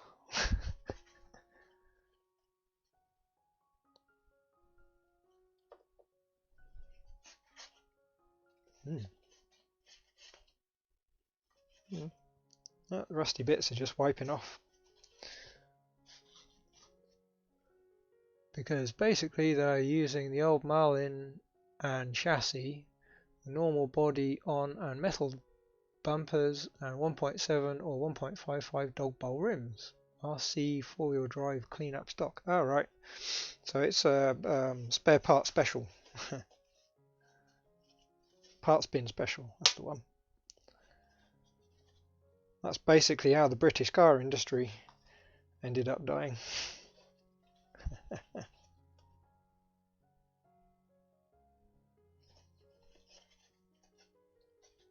Aha, that's a bit raunchy. Ow. Don't like that. Usually I really like to clean and grease my cars, but I have two TRX4s on TRX doing this. Yeah, I think out of all the trucks I've done maintenance on, the TRXs, especially the ones with the diff locks and everything, so not the sports, are probably about the worst. And the TRX6 with the extra axle, that's, yeah.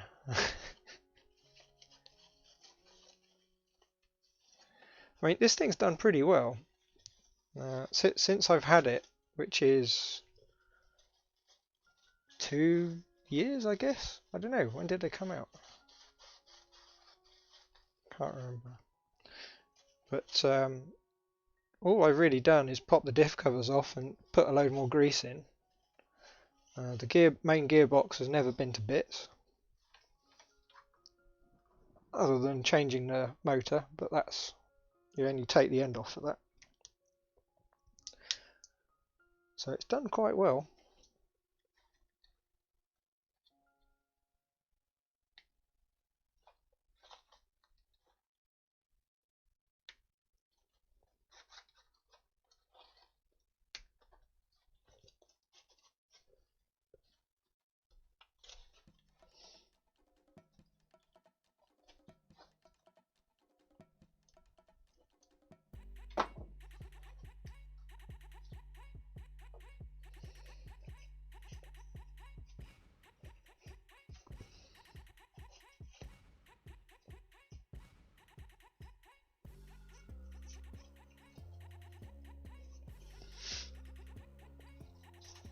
And the Land Cruiser SJ40 Series is just that ARB limited edition overstock. BF Goodrich details. Ah. So they're just soaking up all the bits they've got left over, I guess. Well, you kind of have to do it because you can't have lots of stock laying around. So, yeah. And the answer for a drive the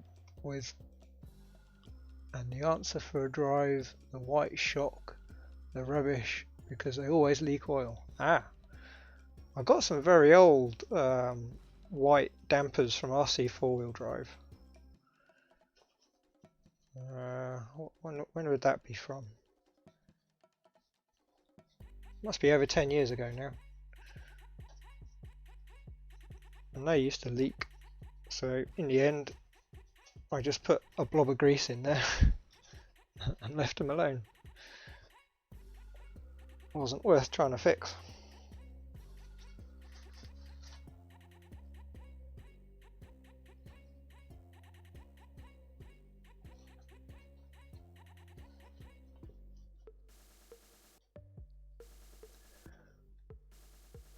Because they can't afford the paint ARB license. Ah, licensing, yeah. Licensing is always a sticking point.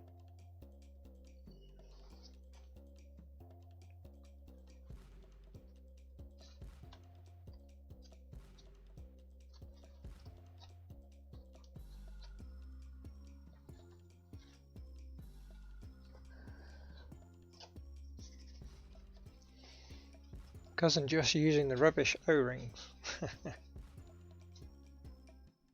The thing is, with the scale stuff, like your SCX10s and all that, if the damping isn't quite right, it really doesn't make that much difference. You're not really going fast enough to really notice the difference, I don't think anyway. A little bit of damping doesn't hurt, but it's not the end of the world.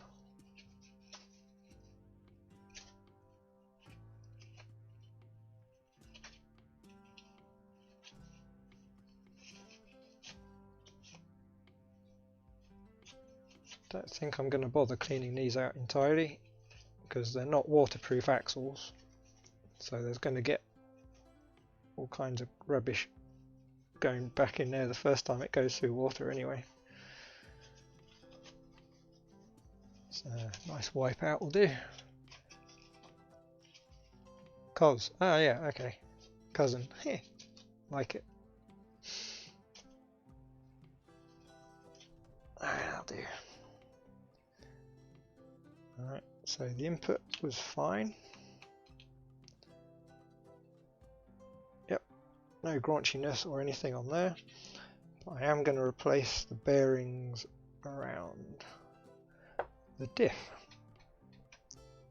Because if the big bearing was graunchy, the other ones probably aren't in the best of condition, even if they feel okay. So put some grease on the clutch. How did I get that pin in there before?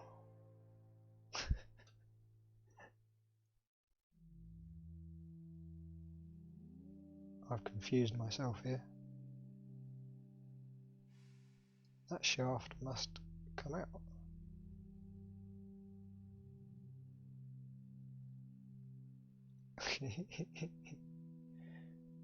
I'm making myself feel daft here. That shaft came out from in there. Can't have.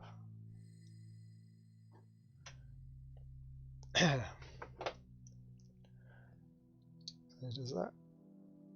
No. That pin was in there. Oh, there's a bearing to go on. Doop. Not paying attention to what I'm doing here.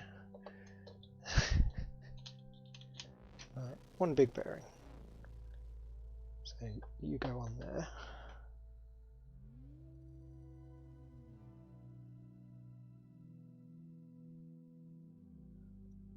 There's the clutch. So what does the clutch go together? Oh. Well, the worst one is the rubbish leaf springs, that 4-leaf pack. Ah. Yeah, I've not had much luck with leaf spring on the off-road trucks.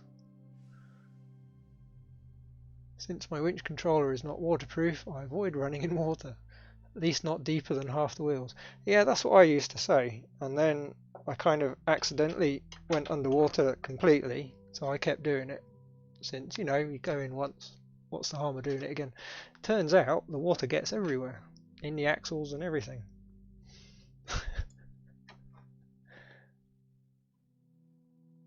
Alright, where's the clutch? Diff lock clutch, jobby.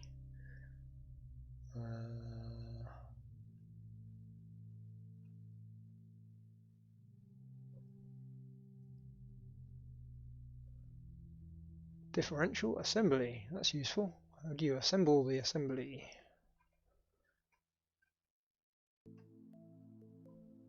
That's the rear axle with another assembly. Ah, here we go. So pin, then that. I am being silly. That slot goes all the way through.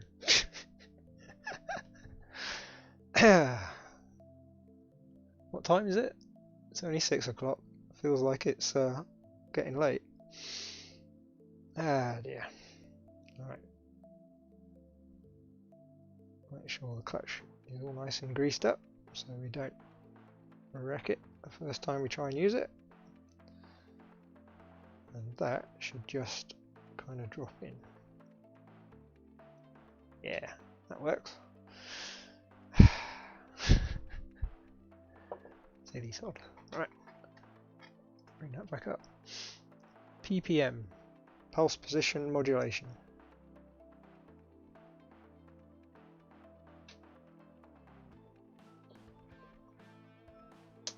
The 4-link is rubbish too.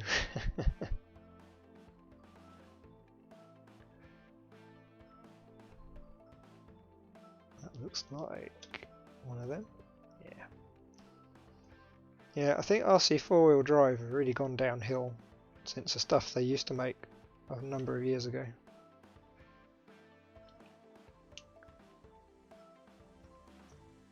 So that slots in there.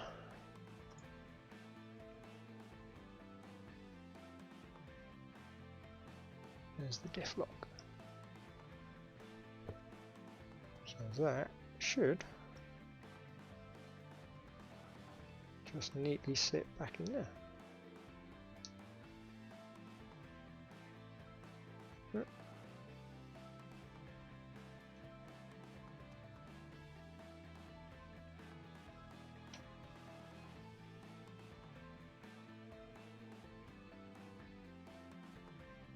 Yep, that seems alright.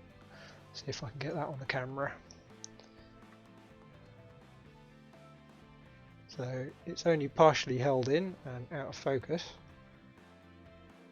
If I gently pull this, you can see, there you go, see the dog clutch moving in and out. So that's locked and that is unlocked.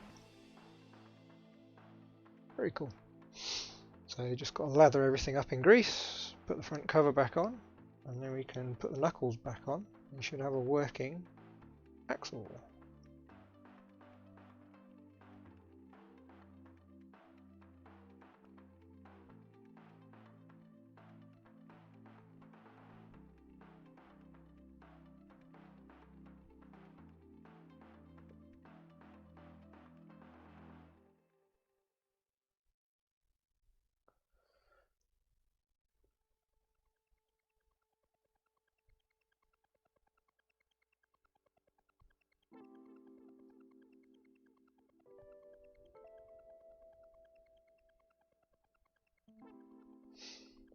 There we go.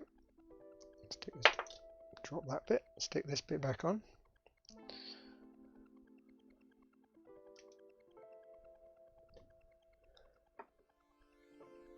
And 3 don't support the shocks. The King shocks are rubbish. That's why I went to RC Run. But I made my own diff gear. Ooh. Be nice to be able to make my own gears and stuff. That could be quite handy.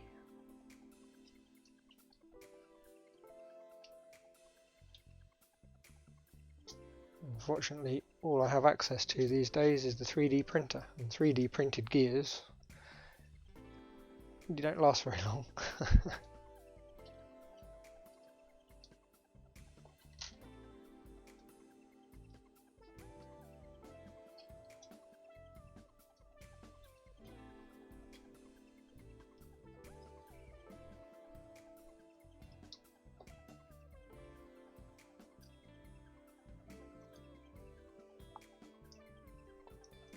My diff is made out of titanium. Ah. Okay.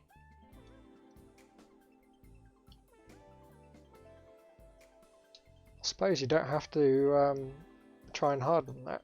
You can just machine out the parts and use it.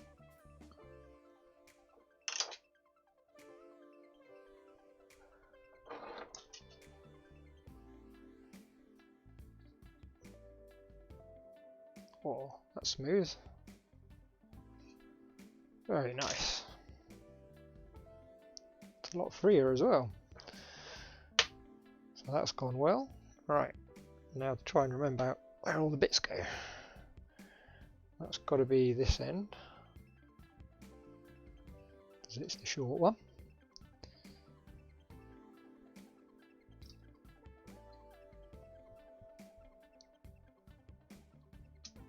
There she goes. And then we've got these little guys. Now you probably don't need any fresh thread lock because they were really stiff to come out.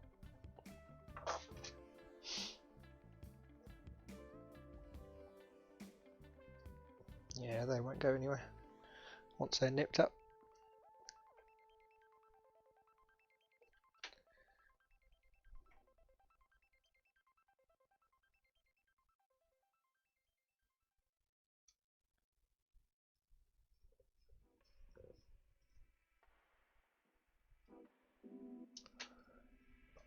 There's one.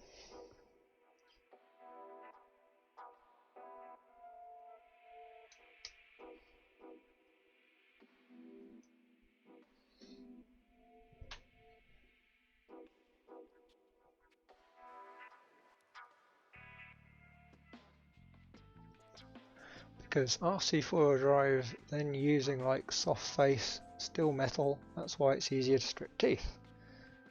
Yeah. I know a lot of the cheap, what should we say, cheaper aftermarket stuff tends to be more like Tamiya, where it's like a cast material, if you know what I mean. It almost feels like aluminium.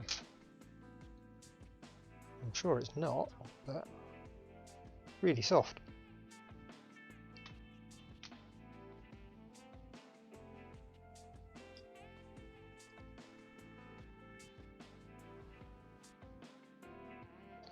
Able to make the tell me a transmission out of brass gears. Brass is always quite good. For gears anyway.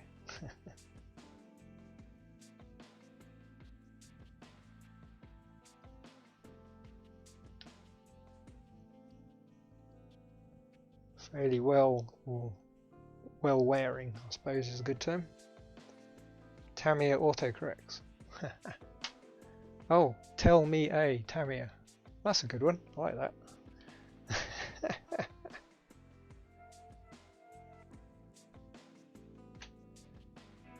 Dear. Right.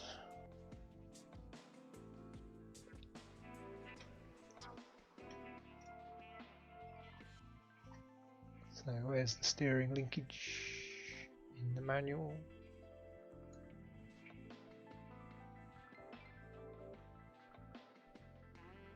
There it is. That's not going to help. Maybe it will. No, it doesn't help because that's for the plastic knuckles, which look very different to these ones. However, that's got to go on the bottom. And the steering servo is on that side, so that should have the input on it.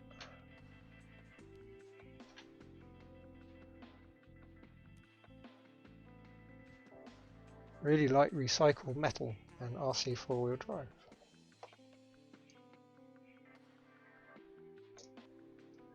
Yeah, I've noted with the Tamiya stuff, quite often after you've been running it for a while, the grease in the gearbox goes grey as the metal wears.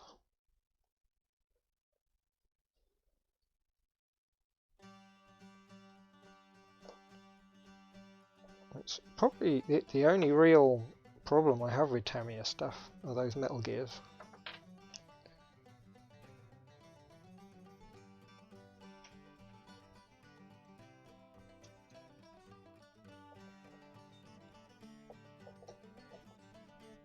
They just don't last as long as I'd like.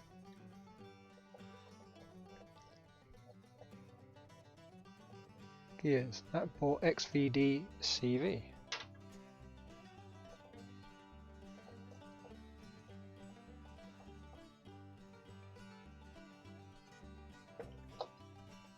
There we go. Get rid of these nasty bearings. And see if you can remember how to put the axle back on the chassis. That goes in there. That's the panhard bar, so we'll put that on first, I think.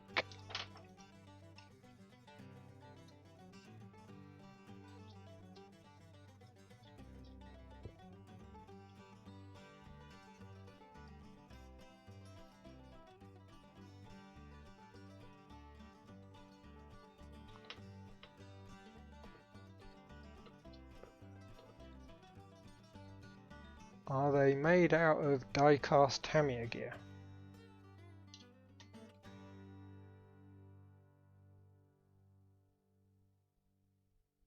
Are they made out of die-cast Tamiya gear?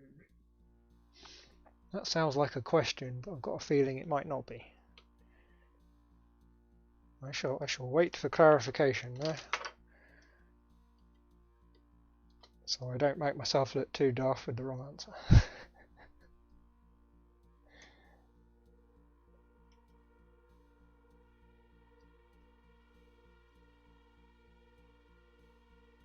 Inner hole or outer hole? I've forgotten.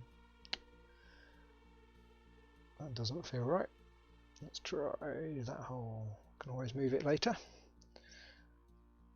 That's going in a lot easier than it came out, so it's probably the other hole. Because my 1/18th go green when die-cast body.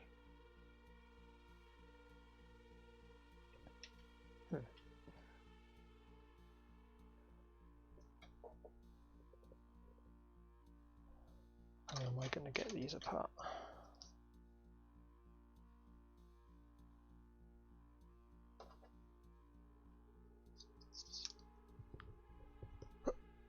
Ooh, pop.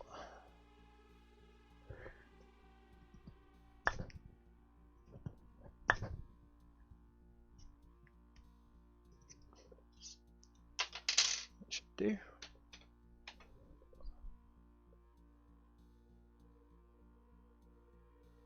Ask when I meet Tamiya factory. Ah, so you're going to ask about the soft gears when you go and visit Tamiya.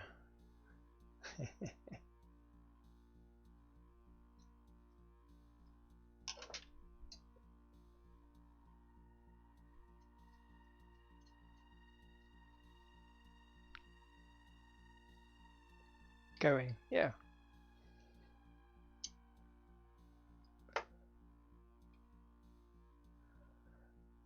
Should I put, yeah, let's put this on. I can test the axle out, because this is taking longer than I thought.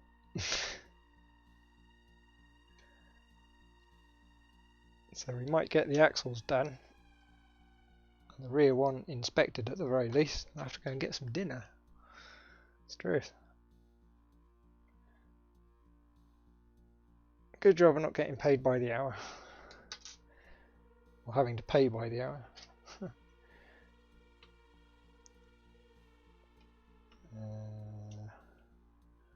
That goes down in there. Yeah, there it is.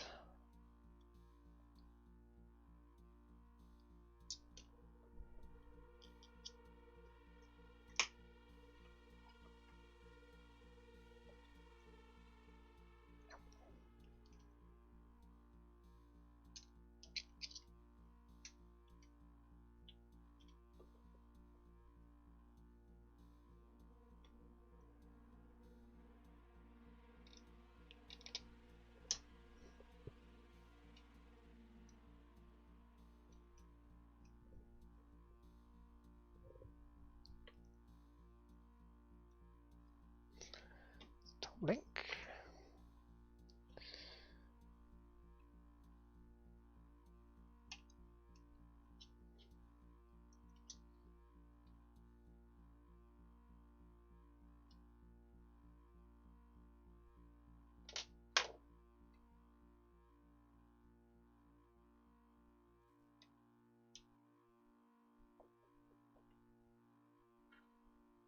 And the damper. Pop that in there.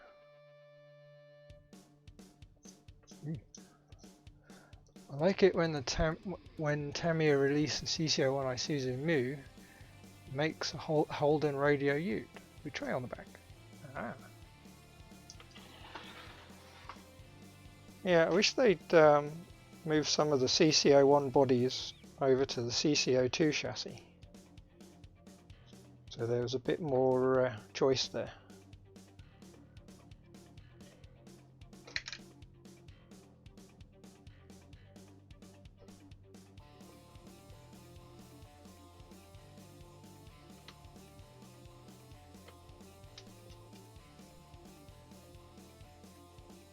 Because we had that as the Vauxhall Frontera, which I think is generally regarded as one of the worst small SUVs available, or what was available. I always thought they looked quite good, but there you go.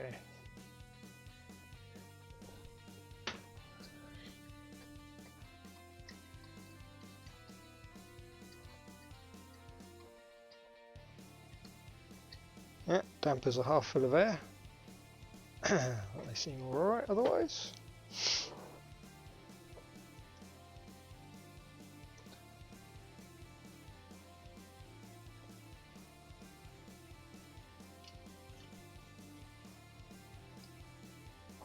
There.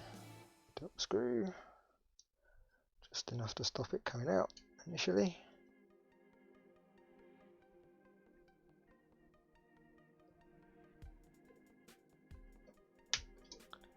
Pop that on there.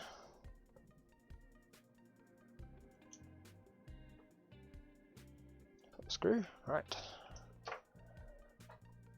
So the front axle should now work. Now this thing's probably going to be a bit noisy because I think the motor bearings are dry. But we should get an idea about how the axle runs. In Holden call something, Australia. Yeah, Holden sold a lot of the Opel designed cars. So we get Vauxhall, you have Holden, and most of Europe has Opel, and I think the States, Pontiac, I seem to remember that the late model GTOs were like the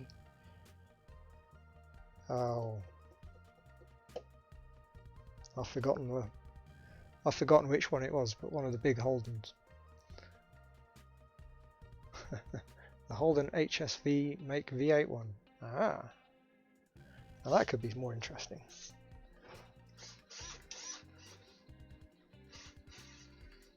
Ooh, steering's overthrowing a bit. Okay.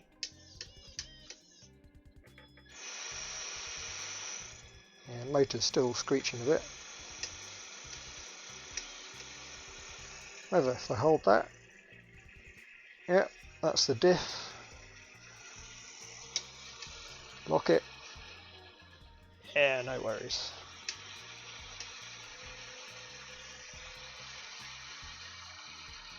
If I steer, it doesn't go out of whack. No, that all looks good. Cool. I do think that's in the wrong hole though.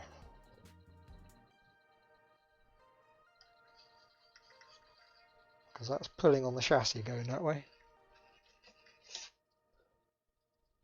Holden Monero, that's the one. And it was the Vauxhall VXR, I seem to remember. They're not too badly priced now, second hand.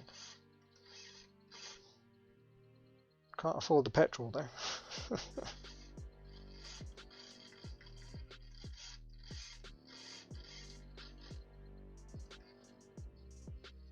Yeah, I think we need to fiddle with the endpoints. Because that's almost going end to end, but not quite. That's playing the servo. And that way it's going too far. So yeah, I think that'll work. Cool, that's the front done then. Holden V2 GTS.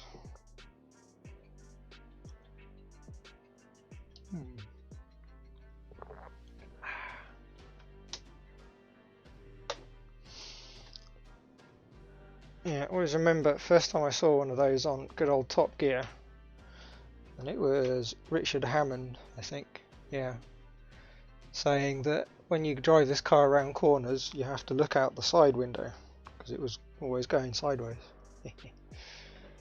Yes, that made it look immediately like something I wanted.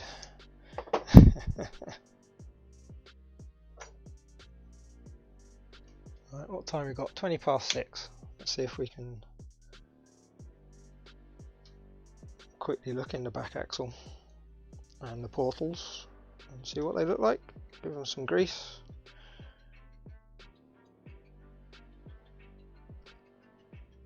V61 supercharged. What is it? That's the one where they said it sounded like a lady having a crisis.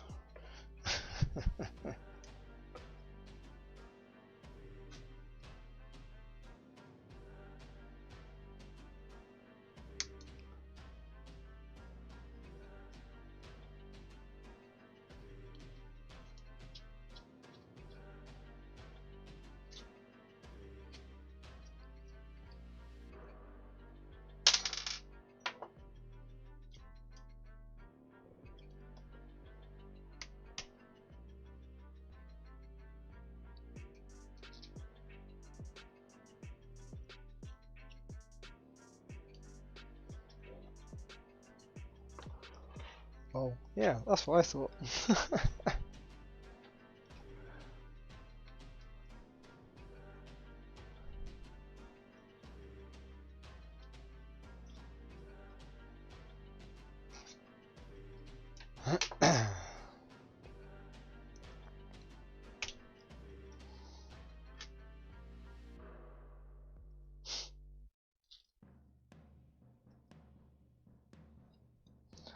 Suppose I should undo the drive shaft.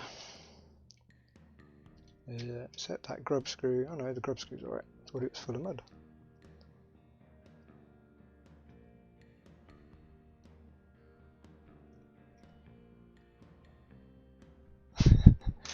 I don't think it was a midlife crisis.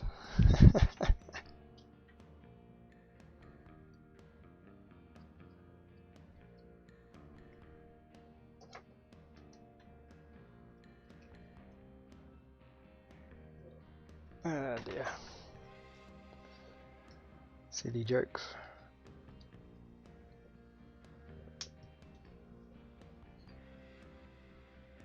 In Australia, V6 on poor Monaro. Now over here we have 4 cylinders and we're happy for all of them.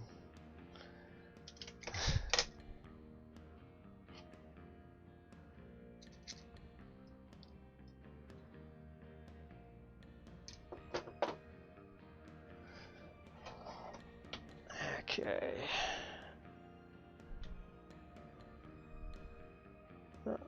Doesn't look too bad from the outside.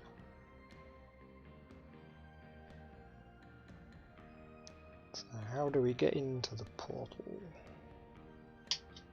So we've got those screws there, so I reckon we take those two out and then that will slide out.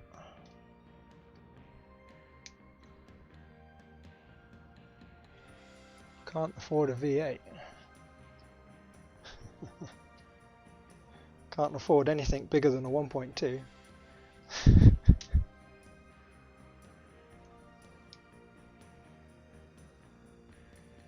HSV have with supercharged LS1. Ah.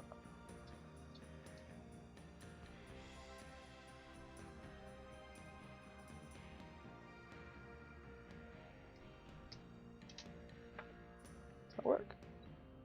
Oh, yep. Not quite what I expected to see. Oh, there we go, one shaft. Oh yeah, that's rusty. Bright orange.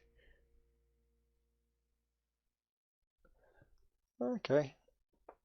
Definitely need to take it apart then. Yeah, I think we're going to do one at a time maybe? Get away with doing both. No, they look symmetrical. I think we can just do both.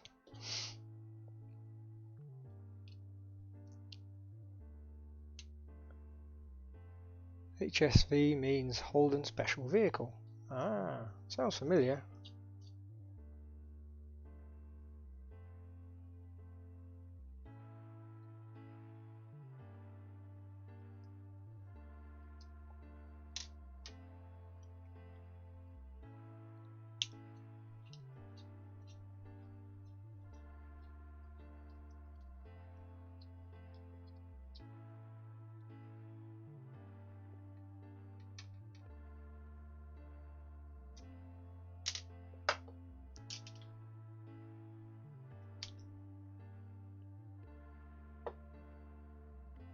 Yeah, that's rusty on the inside as well.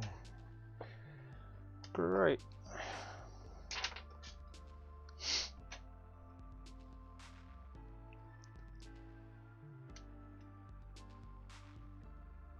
Build upgrades factory car. Oh, okay. So they get the factory car in and then they do the upgrades, I guess.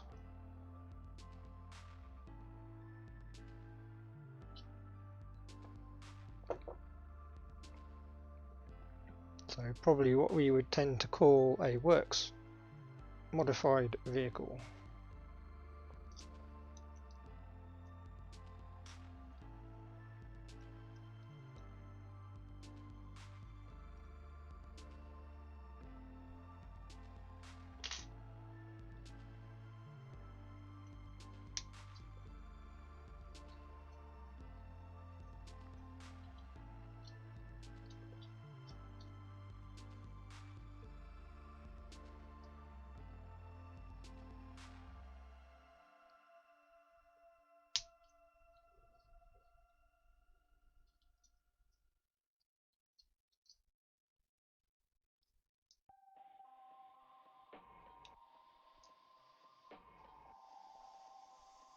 Pull the hex off.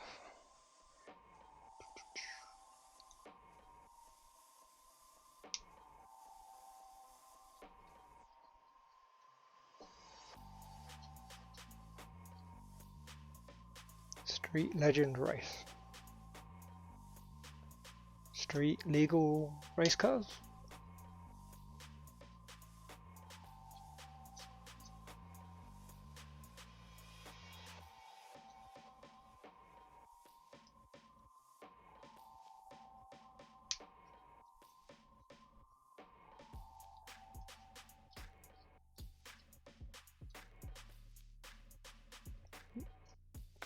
There we go.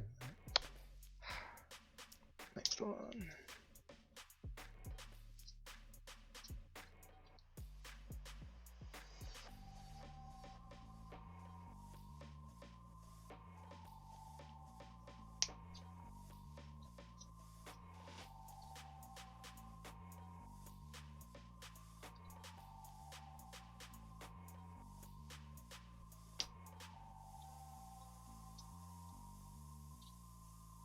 Yes, yeah.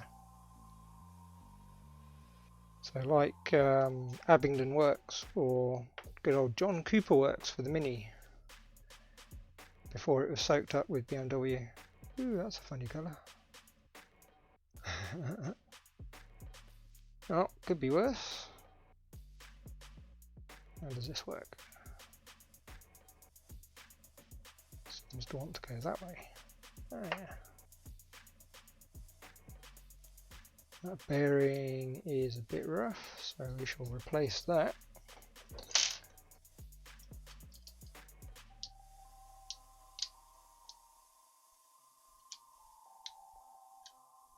If I can get it off. I think we need a vise again. Ooh. Just so we can tap the bearing out.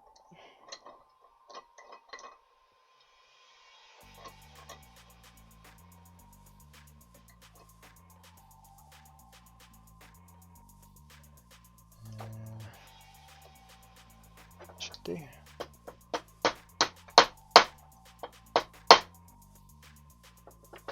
Oh, moved a bit.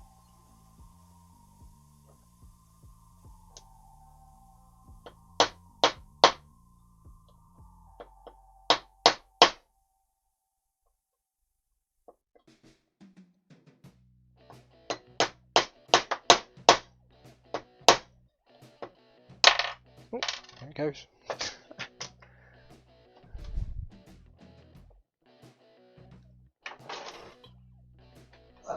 Kitchen towel.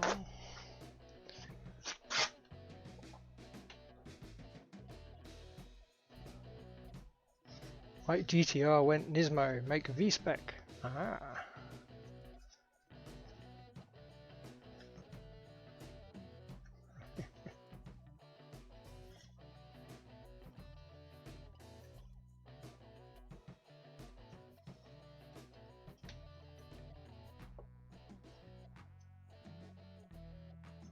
Nice colour.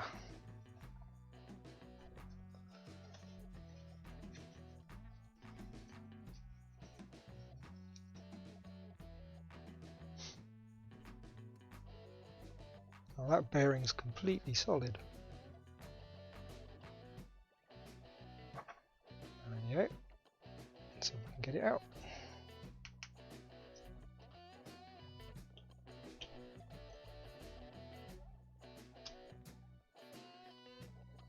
So I can't heat this up because it's just plastic.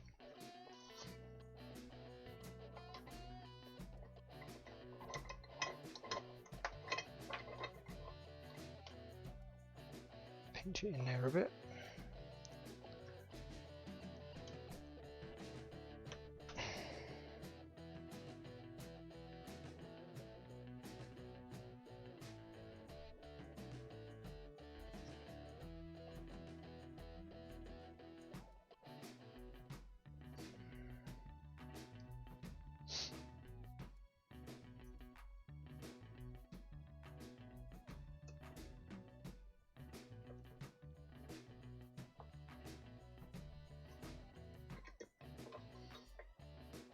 I own two GTR R32 V-spec. Nice. It was the, I think it's the R34 that I always like the look of. The back end especially. I always thought that was a nice looking motor. Come out.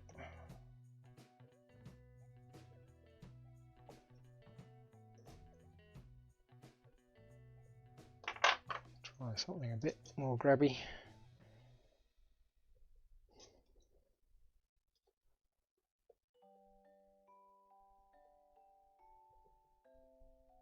It's trying to come out.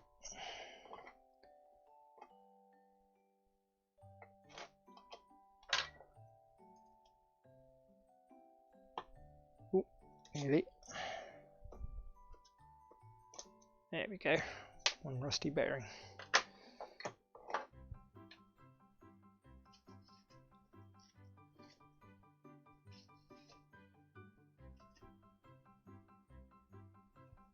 And what does the other side look like? Bearing's fine. Spinning no problem at all.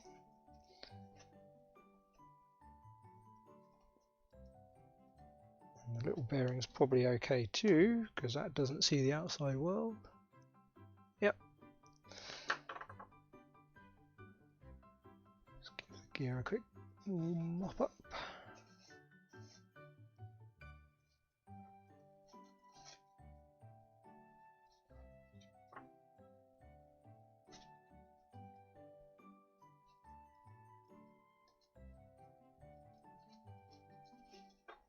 And that'll do.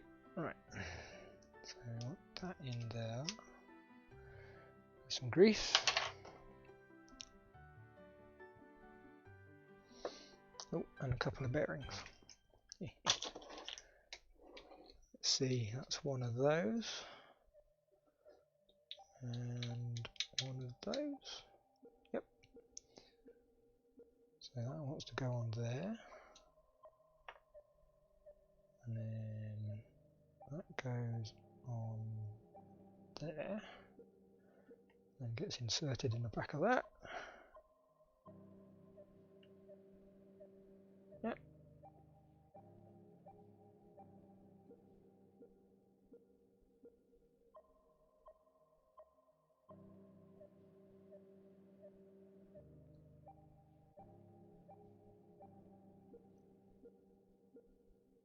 Over the back, just for good luck. Stuck some around there. Right, that should do it.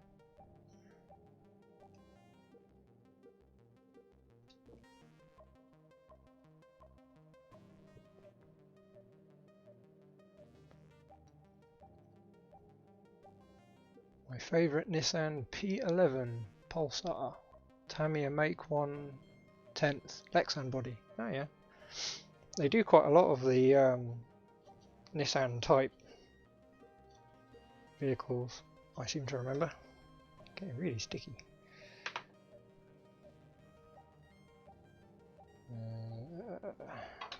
Okay, right. It's back together.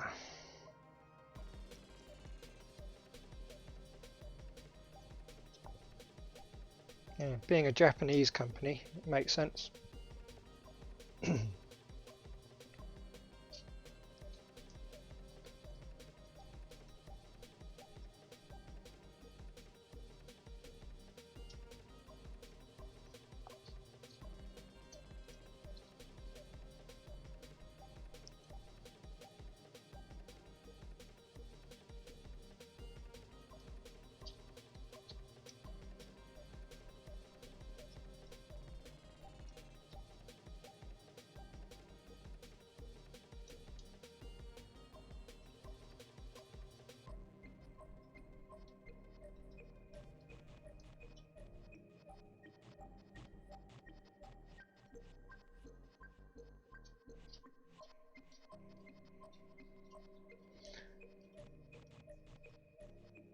Sadly, the Lexan body Supra Tamiya 220.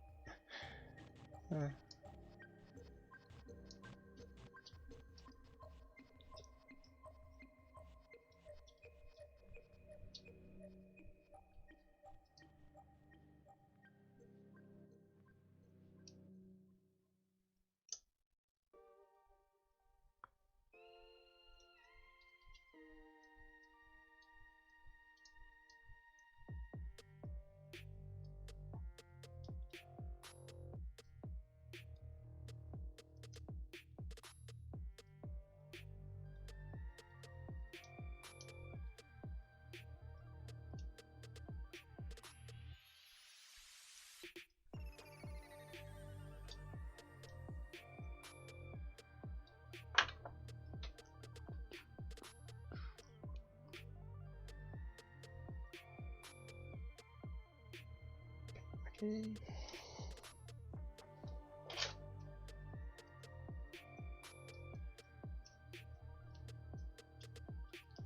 I want hard body. Yeah. Get a lot more detail, and the paint actually looks like paint when you use a nice hard body. Yeah. It's good. Cool. There's one. Ugh. Getting a numb arse sat on this wooden chair. Alright, next.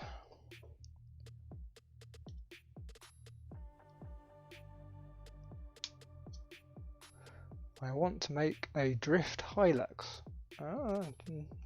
That'll be different.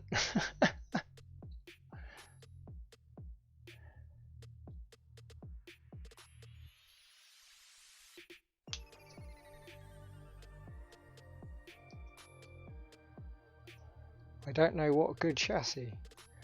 No. I'm not sure what the favourites are for drifting at the moment. Last time I did anything with drifting, the TT01D was still the favourite, but I've got a feeling there's a lot more variety around now.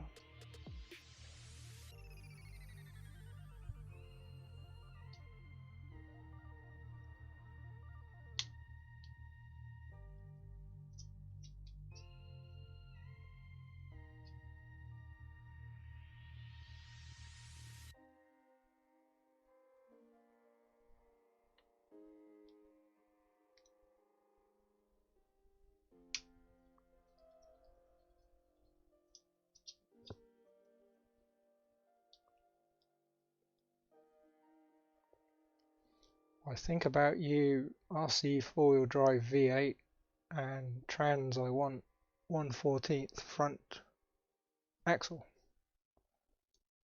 Okay, so make it rear wheel drive with lots of steering lock.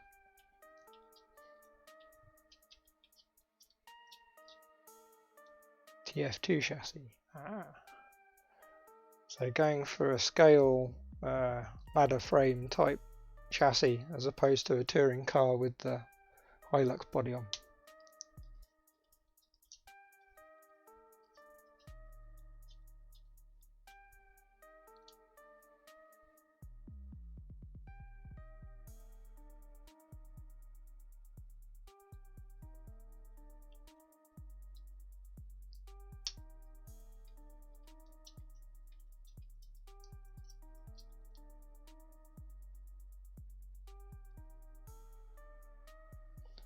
There we go. Alright, let's see what this one looks like.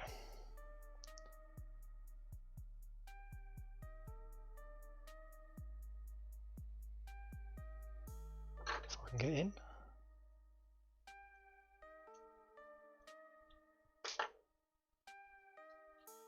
Oh, that's completely dried out.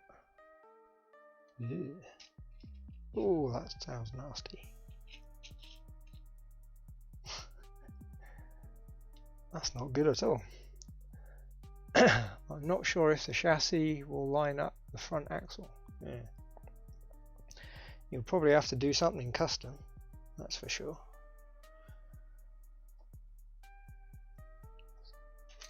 This little stub axle doth not want to leave.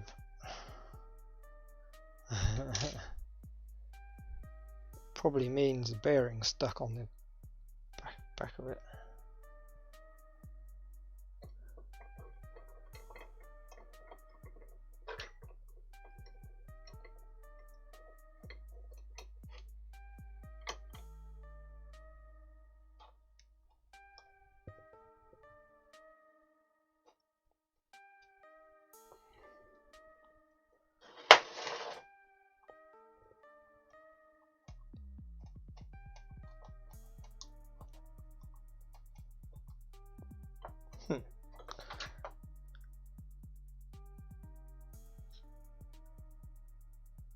That really doesn't want to come out.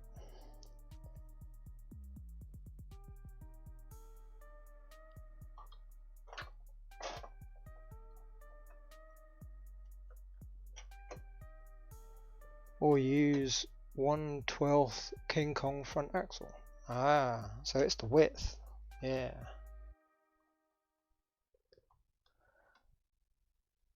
Yes, that could be a problem.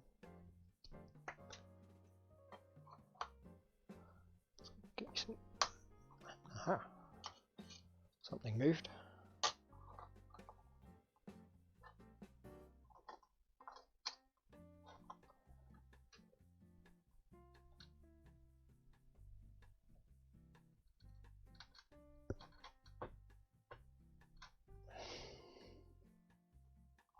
Just not much.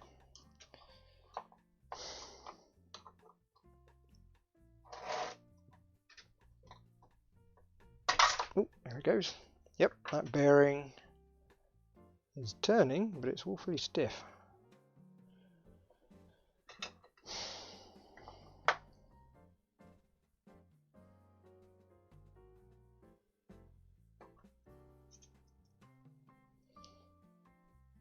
So what did we do last time? I seem to remember we just bashed it through. Let's try it again. Take up the slack, loosen it off a bit, find a suitable screwdriver. That one will do. Alright. Because I don't want to cut axle. Don't work.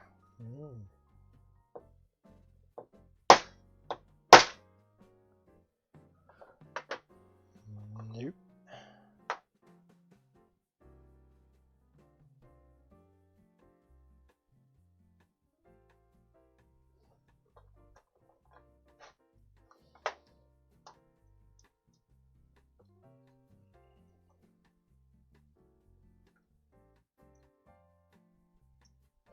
Right, warm this one up.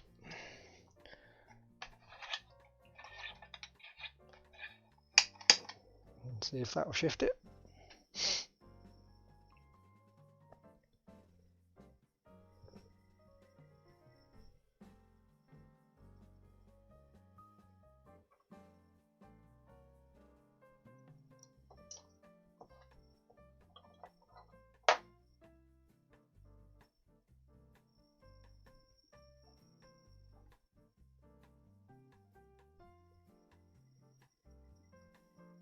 Because I feel bad chopping up axles and then you can't use it, and man used to bin at another waste from yeah.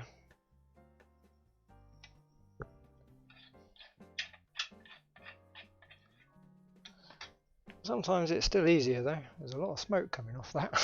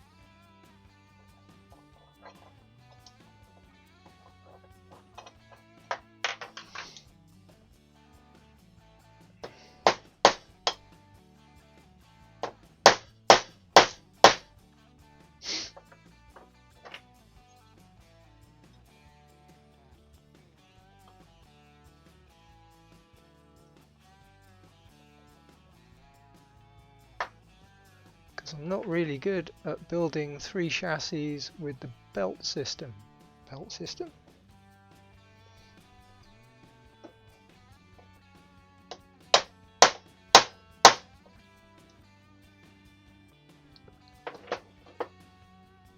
Oh, you mean like the touring car belts?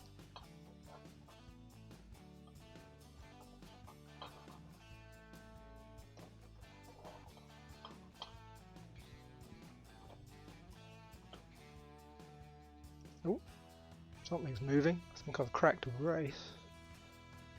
Yeah. Oh.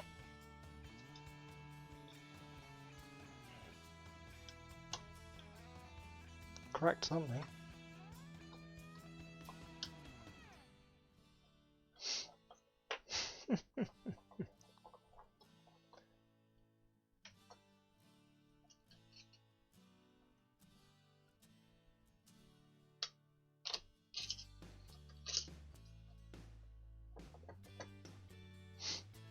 Yep,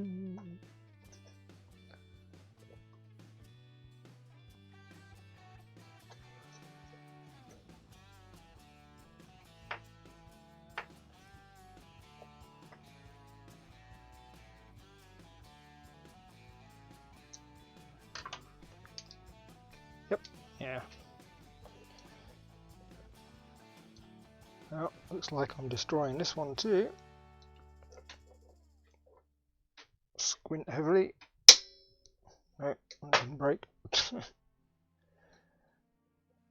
Oh, something's coming off. Oh no, I did crack it. Yeah.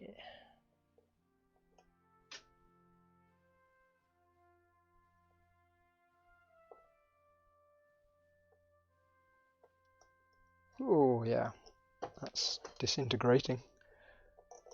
There's the cage.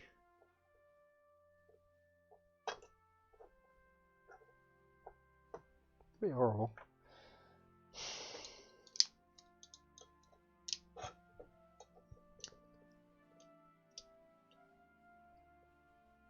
It's sadly not good trailer 1/10 RC. Oh, not good for the trailers.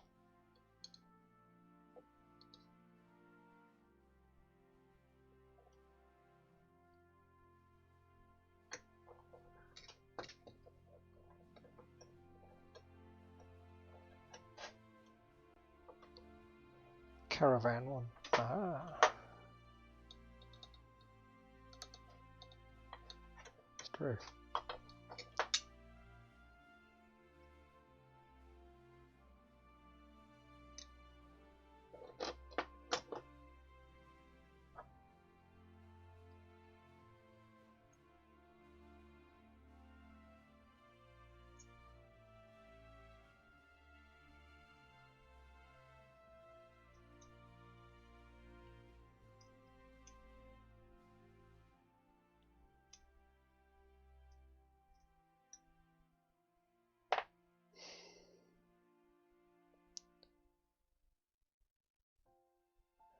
Well, that's everything except the inner race removed.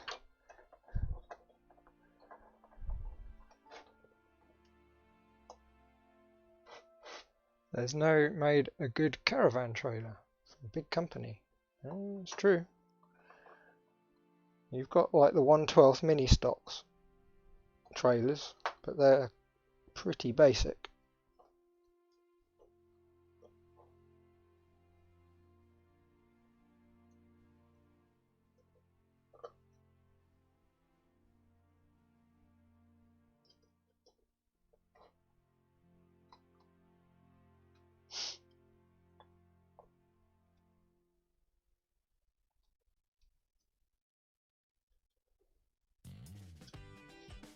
Alright, different tactic then.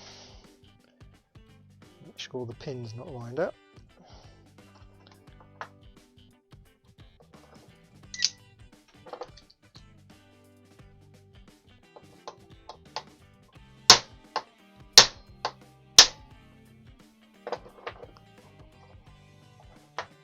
I want a functional trailer with the blinkers and stoplights.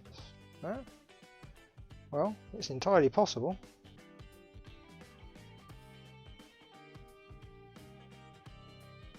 Getting so close.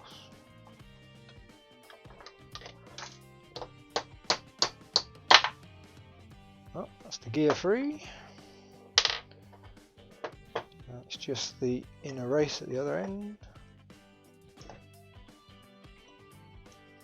should come out from here, so I'm just going to warm it up again. Because RC Field Road copied Infinity trailers. They like copying everything, don't they?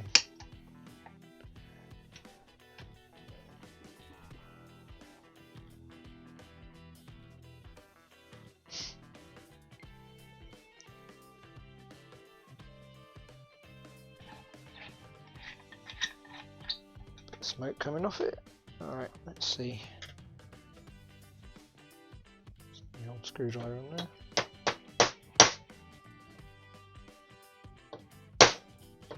Aha, a movement.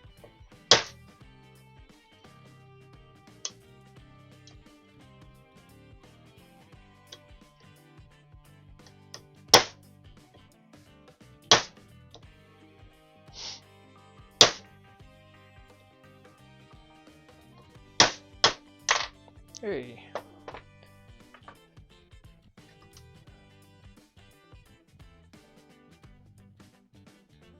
That bearing definitely wanted to stay on there. Tarp camper trailer. I don't get a wall the back part doesn't open. Oh, don't get why the back part doesn't open. Don't know. Save money in manufacturing, probably. Simplify it. Oh, that's rusted in as well. Definitely got water in this one.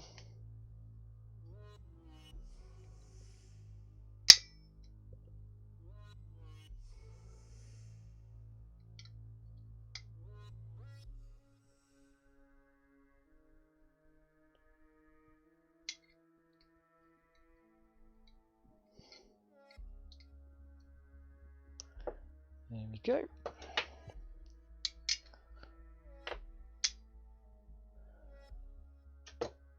I'm going to guess on this one that that bearing is probably toast. Yeah. Yeah. Does not spin. Right, so we can get it out. Oh yeah, this will come out right. Because the real one has a tailgate, and I will hitch and then slide doors open. Yeah. It's nice when you take pictures having all the right moving bits as well. Opening doors and hatches and whatnot.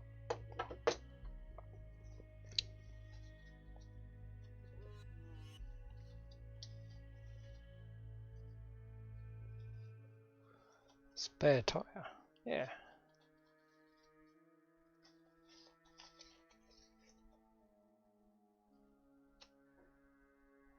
Get rid of that one, getting a bit past it.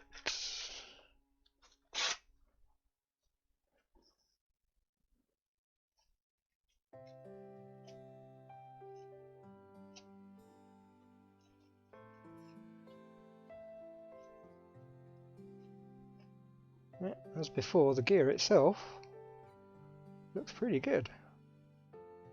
It's just the bearings that have gone rusty.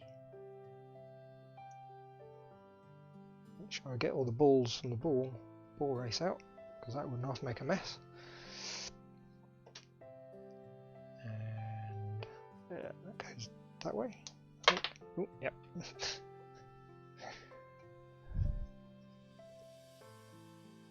Pay a lot of money for it, and so is a little top wagon.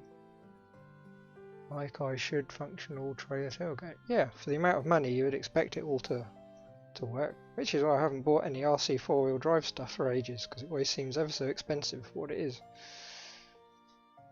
But, they still have their following. Although I think more and more people are starting to notice that the quality of their stuff probably isn't as nice as it really should be. Oh, that comes off. Cool.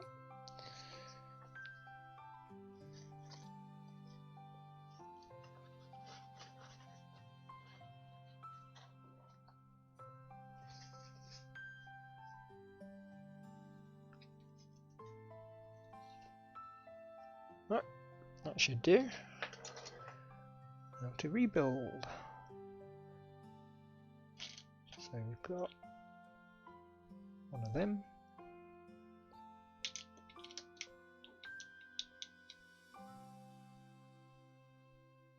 Get one of them in there.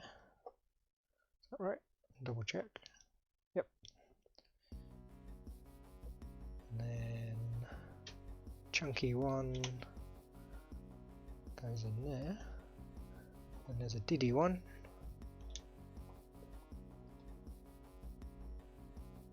Which is one of these, which goes in the top.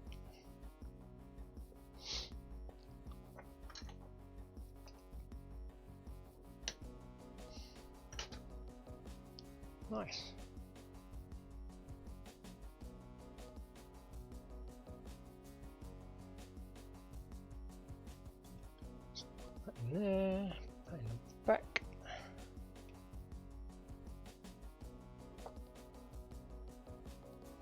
hopefully I can get away without having to brush that. Looks alright, if a little bit rough. Yeah, the gear slides on right, that should be fine.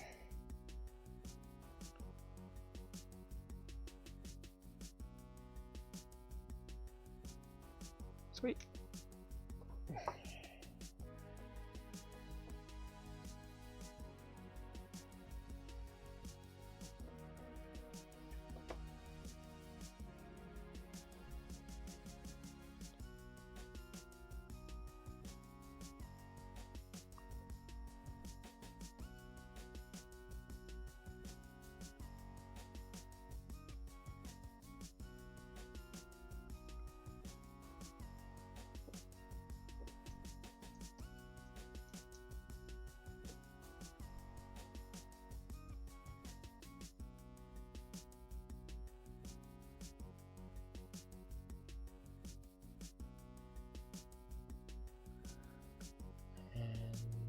A bit.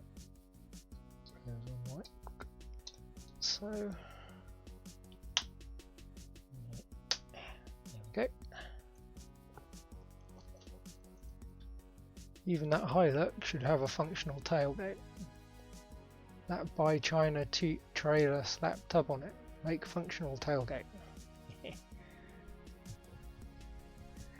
Yeah, more scale bits the better.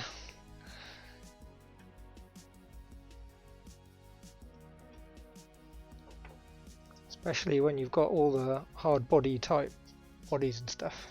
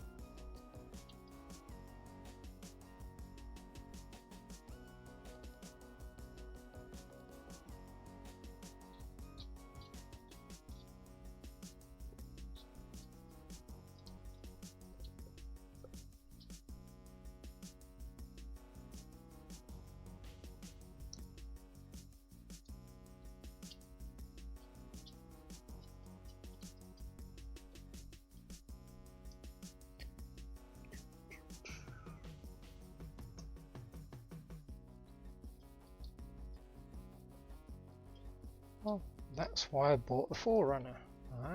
So that's got all the scale bits and bobs.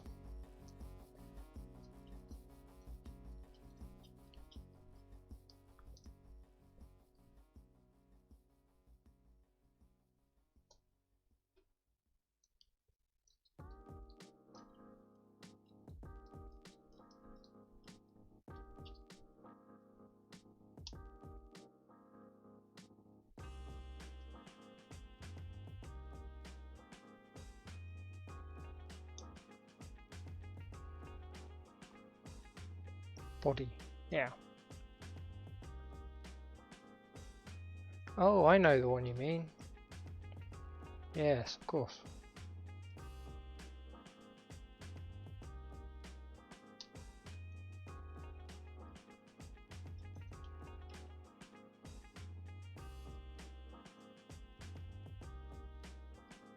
Well, hello.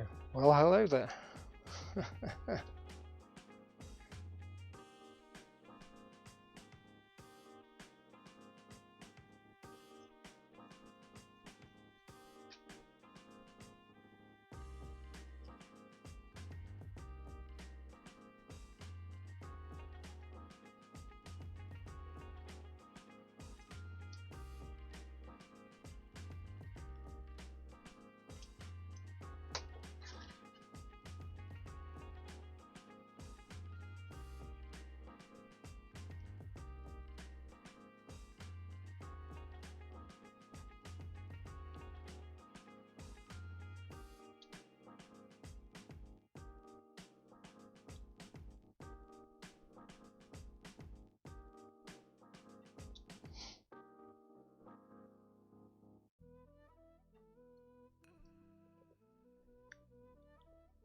The dreaded portal axles.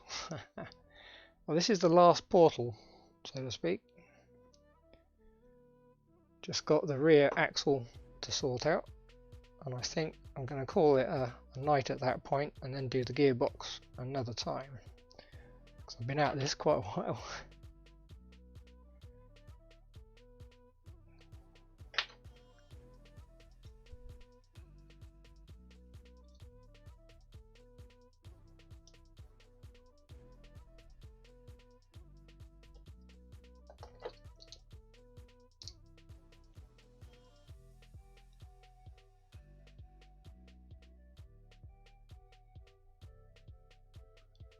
Why won't the pin go in?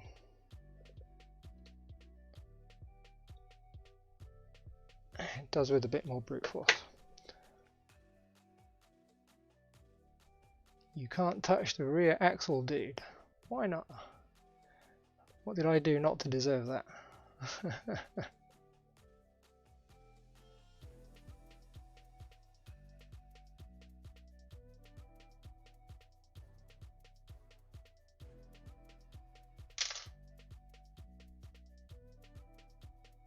Right, there's the other one.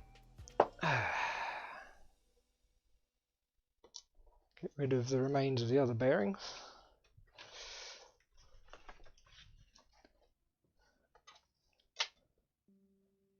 It has coronavirus. Don't know, it looks alright. Bit muddy. I think I'll risk it. Ooh, brush the mud off the back first.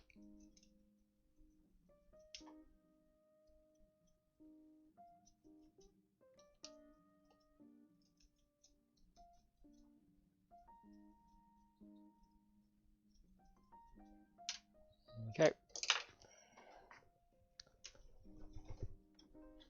Media have blown it all out of proportion, that's all I'm saying. Yeah.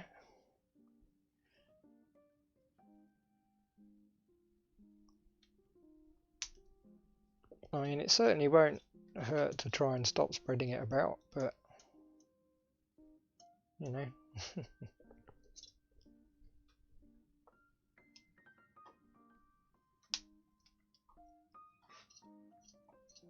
RC4 drive copy Tamiya 1 Hilux full up Holden put 79 to 83 face hold.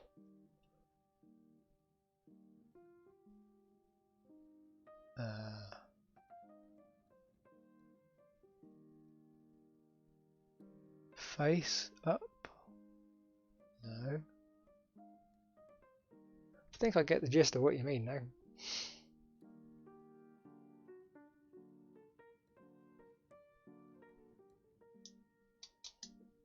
Ah, yeah, I know what you mean.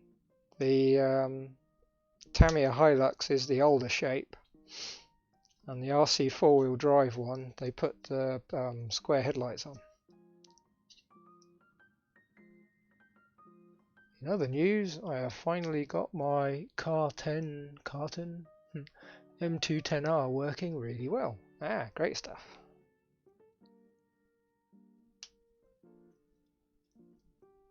Grill, yeah, the grill, the lights, yes.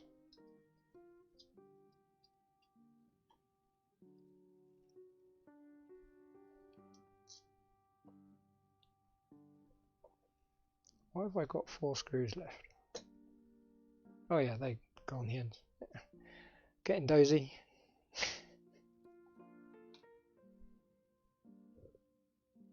Well, there's some grease left. Strange deposits on the bearing. That's grease. Never touched by mud, I guess.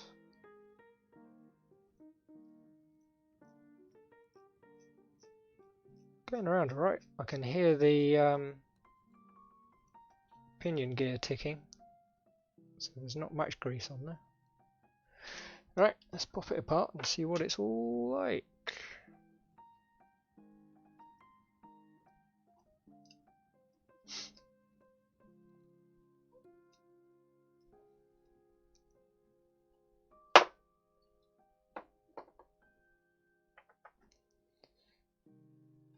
So that bearing, oh that's wobbly, that's had it. That one's probably alright. And that one's alright. So you probably get away with just replacing the big bearing. But considering I don't take these apart very often, I think I'll just change all three.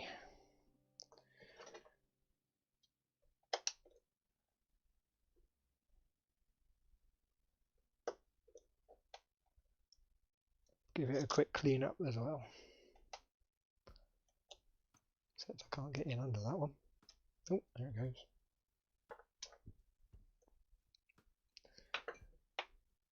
Nice.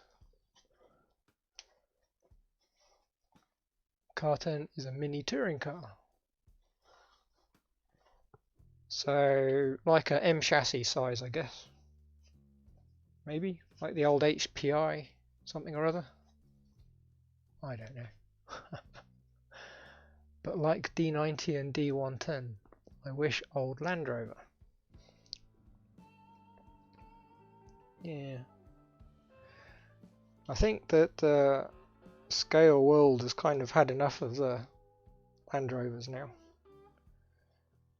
Although the old series ones would be quite good.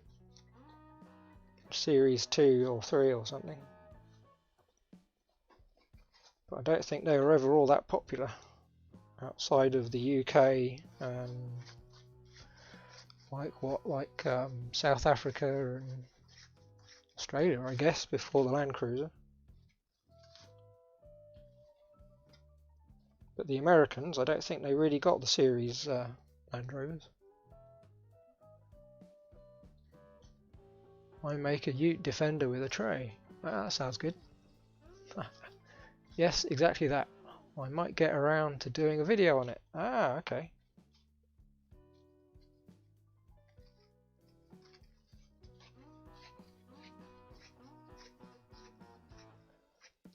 Australia and yeah, New Zealand. Yes.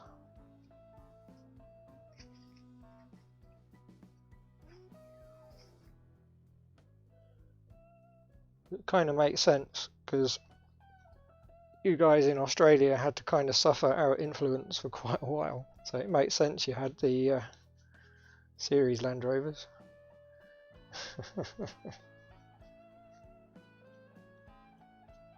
As I have an ex-Army 1 series and I'll put a V8 in it.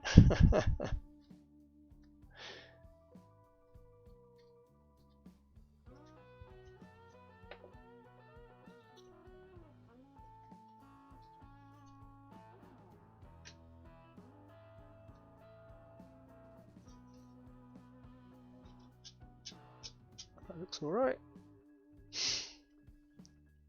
Ooh, that's stuck. Maybe it's not alright.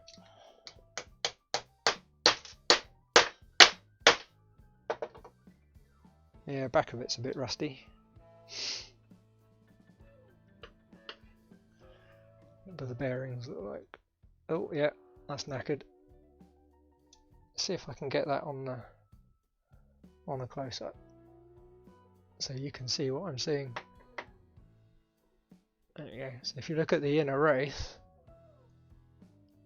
you can see it's all wobbly, which is not right. So that will have to get replaced. So I'll probably just replace both of them. If I can get them out.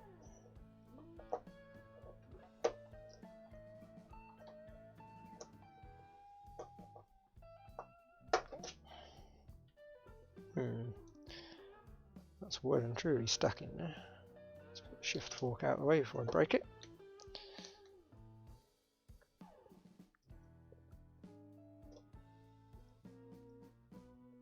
Focus. Focus? Yeah, focus. I need to get another proper decent camera for the overhead, because that thing's really annoying. Maybe if I leave the outside bearing out, I can get to the inner one. But people still think, why do you have a 3-shifter on your ex-Army? What is for the PTO? High-low gears. Oh, right. transfer box type arrangement, I guess.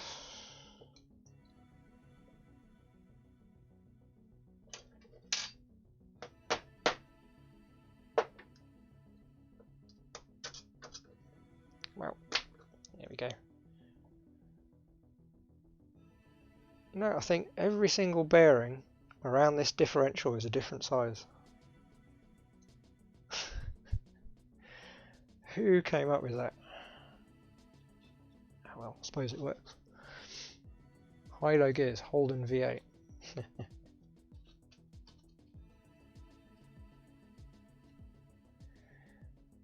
I suppose that will have a nice noisy raspy exhaust on it, so you can annoy everybody.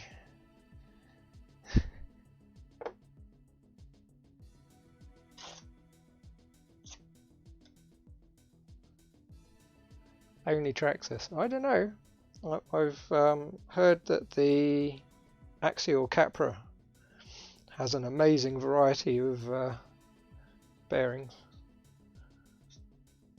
I haven't built one myself yet. Does look good though. The old Land Rover, you can put a PTO to slash the ground. Now there's a term. I quite like it.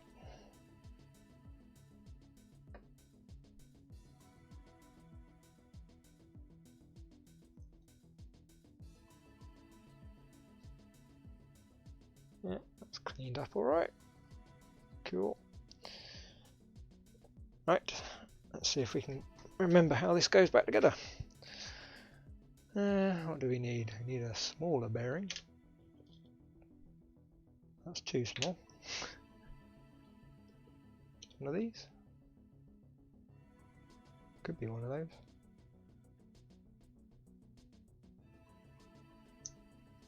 Yep. So I've got one of them. A bigger bearing, which is probably one of them. Yep. So that's that. I want that on the outside. My basher remains unused, which is a Tamiya Monster Beetle. Copper, lots of bearings, and functional brake calipers. Ah, oh, that's yeah, the big, relatively big, all singing, all dancing crawlers. See, that kind of makes sense to have lots of different bearings, I think.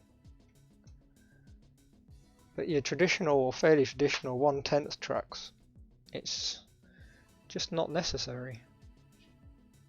You don't need that many different types of bearing.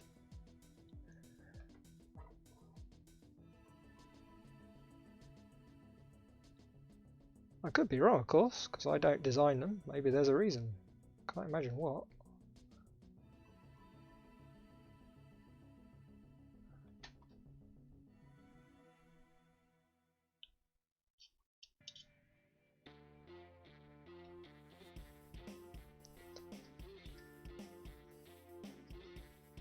I prefer racing. Yeah, if there were still some clubs around here, I could probably agree with that. To an extent, because I like friendly racing. I don't like it when it gets too heated and everybody's hiding their cars because they don't want everybody else to see. I like friendly open racing where everybody helps each other. But, yeah.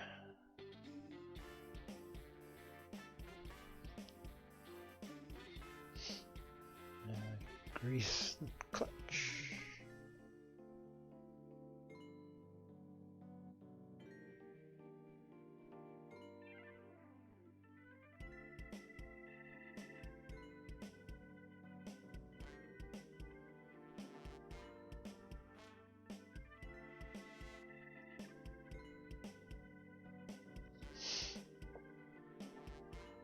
Pinion.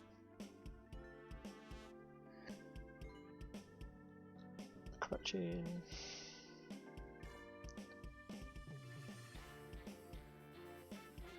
There we go. Nice. And now we've got the end bearings. Maybe one of them at one end. Oh, I've got two bearings there.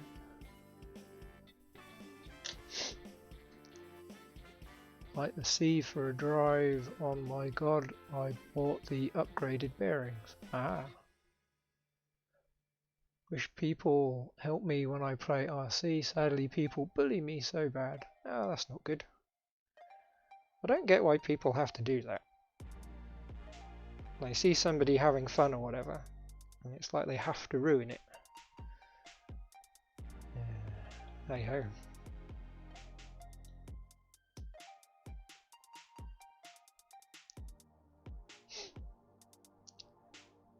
Nothing but friendly racing or iRace. It's all good fun. There you go. That's lucky then.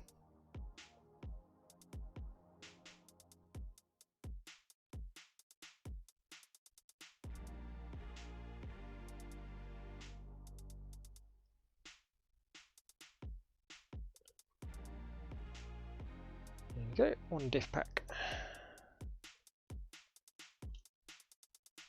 Go in there. Oh, slimy. Get some grease on the gear.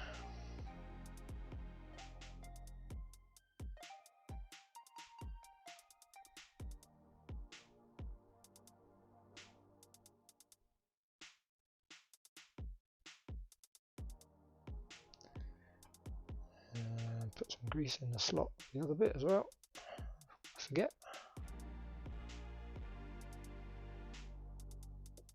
Okay.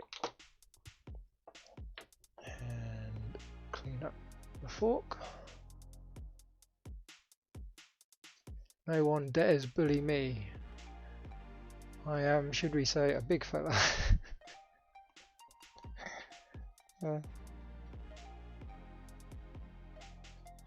No, around here most of the general non-RC public are fine.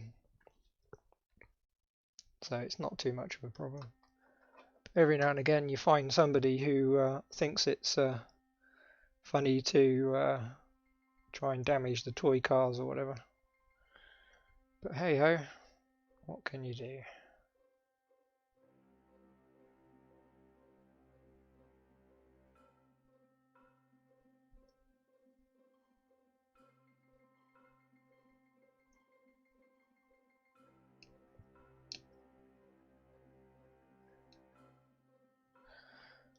There we go. Right, let's change camera. Focus. Yeah. So, if I now fiddle with this, see the diff lock, locking and unlocking. It's a little bit iffy because there's nothing holding the pins in, but that seems alright. There, we can spin that a bit. Spread the grease around.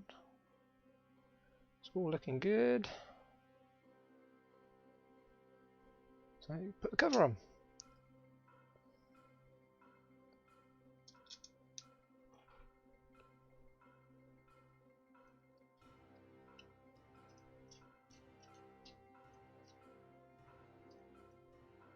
No more fair and then jealous because I got a muscle ute Holden WB commercial ute 80. 6'8". Nice. When I come to RC track, reminds me of the go-kart community. Ah.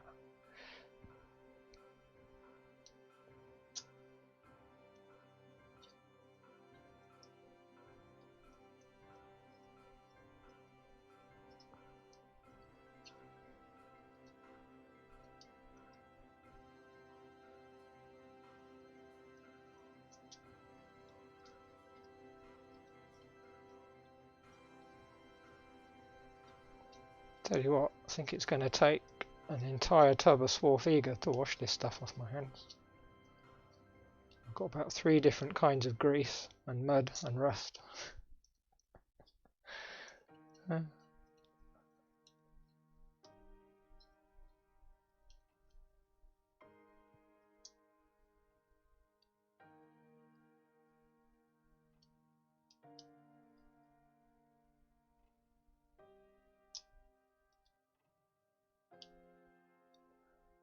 go. Feels much better. Actually feels like it's somewhat lubricated now, which it definitely didn't do last time. Right, let's see. Long shaft. Clean the rust off. This soap and sugar, loads better than Swarfiga and fresher. Don't think I've got any sugar in the house. I haven't done for years.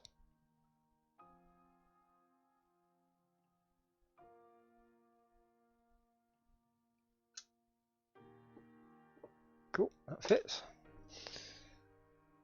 A little bit of grease in here, just because it's a metal contact patch.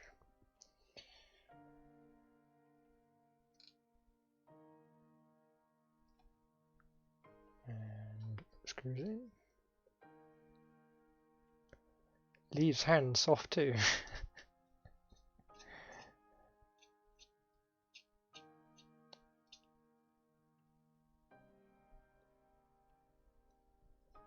You'll be recommending Dove soap next at this rate.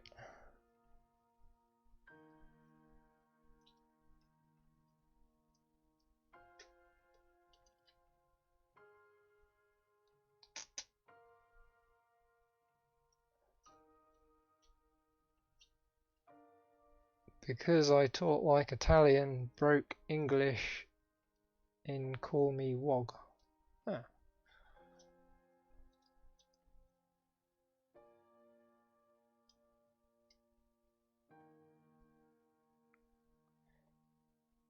Well, I may not get what you're typing first time every time, but you're always to be feeling super welcome here, I hope. To talk about RC or whatever else. Same goes for the Discord. See, I'm native English and I screw up the language sometimes. Quite often, actually. Usually when I haven't fully thought about what I'm going to say. And my speech gets ahead of my brain.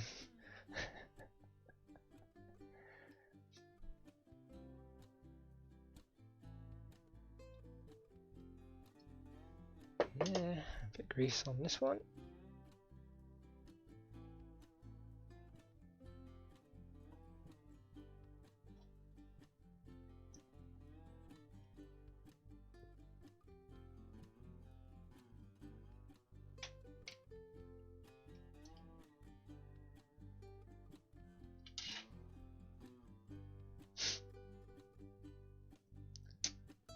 Nice to chill here.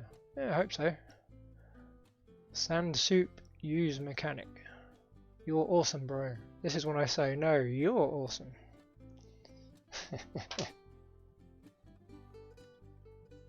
My speech gets tangled too at times. One of the downsides to having Asperger's. Yeah, know that one.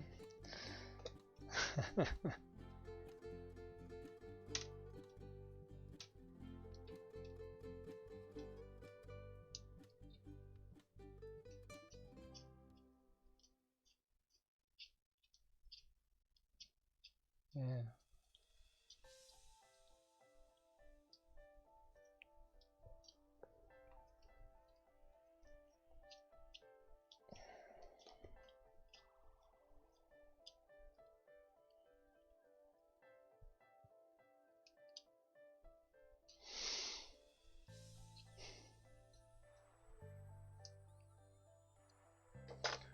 There we go.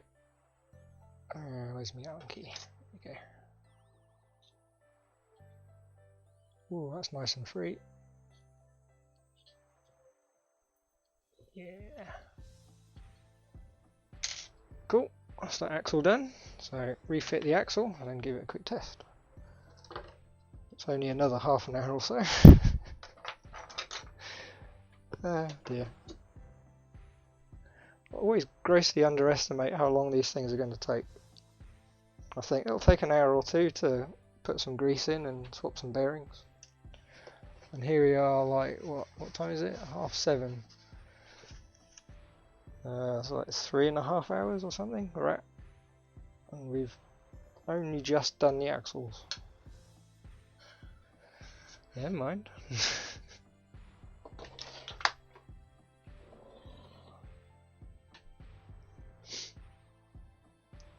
I was bullied at school because I can't read and write, because I have dyslexia, which is your problem. Literature autocorrect. Meant to say I have dyslexia and literature problems. Yeah, I get what you mean. Yeah.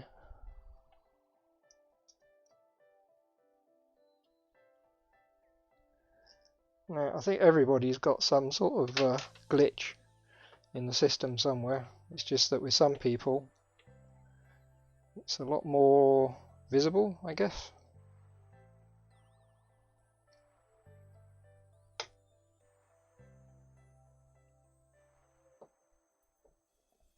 I don't know. People suck, as they say.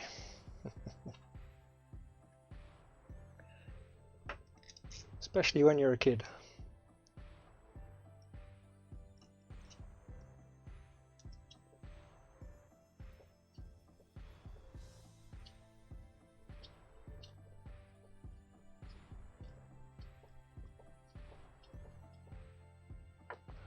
Alright, where did this go? Up there by the looks of it.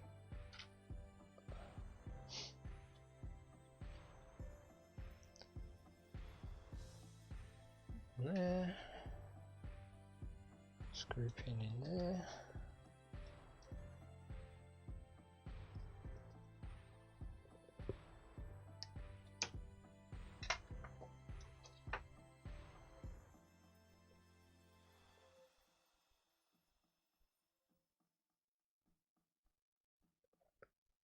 Ah, you have a goatee like me. Yeah, well spotted. Pure laziness. Because my dad's Italian and my mum's Chinese, speak 2 different languages at home. 3 languages. Yeah, you've got English in there as well, haven't you? No, I only do English, and that's enough to think about for me. Luckily, most people speak English, which is a big help.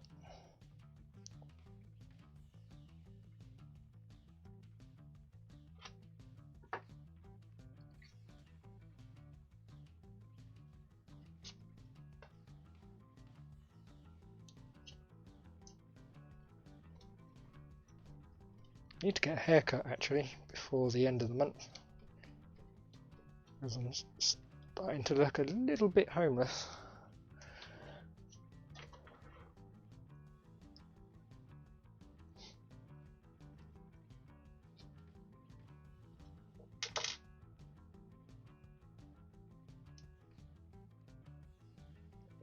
I have full beard.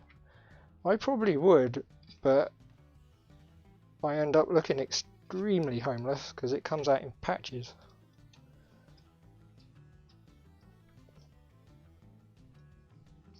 So I have to keep the sides tidy, otherwise it looks really dreadful. There we go, there's the axle remounted. And just reconnect the diff lock. And we can fire her up and see what awful noise it makes.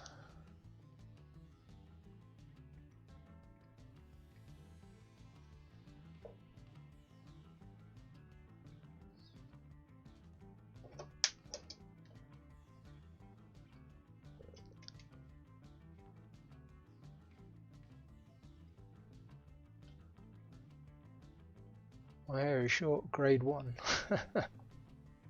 I know, I've got my clippers on charge, so mine won't be far off that before long. Plus I hate when I shave and burn my face. Yeah. You have to get the old balm out and pacify the skin, or whatever the term is. Alright. So it's still going to be a bit noisy because the motor's a bit rough and we haven't done the gearbox.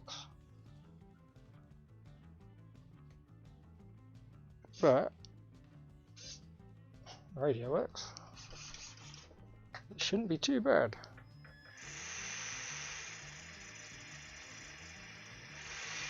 Yeah, it's definitely better. That's squealing away.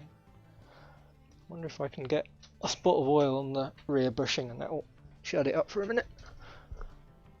Ooh, grab some of that.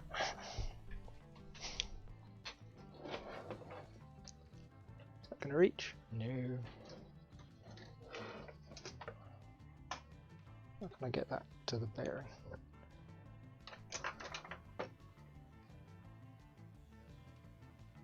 The next minute I got all these pimples. Wow. That's not good.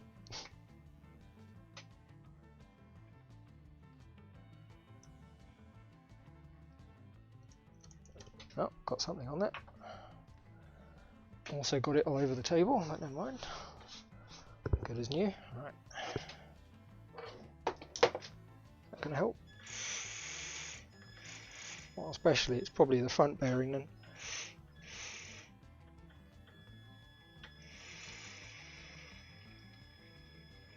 It's happy at a much lower speed than it was. The diff is picking up a little bit. There it goes, that's freeing up. Still grabbing a bit. That's probably this not quite in the right place.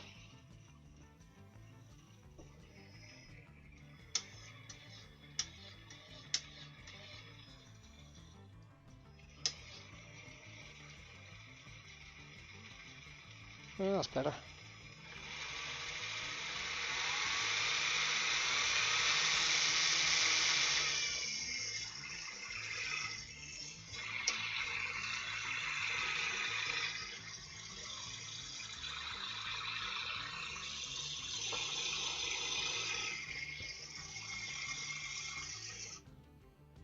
Yep, that's pretty good. So the axles are now done. It's just the gearbox, but it's now 7:30 and I haven't eaten for 7.5 hours or 7 hours. I'm getting hungry. So let's check on what the chat said. My mum always tells me, where'd that go? You gotta shave, you look like up the person. Because I don't shave, my skin is still smooth. Because if I shave, it'll turn out my dad leather belt face. Shave. Right, okay. Was hoping to see some gearbox guts next time.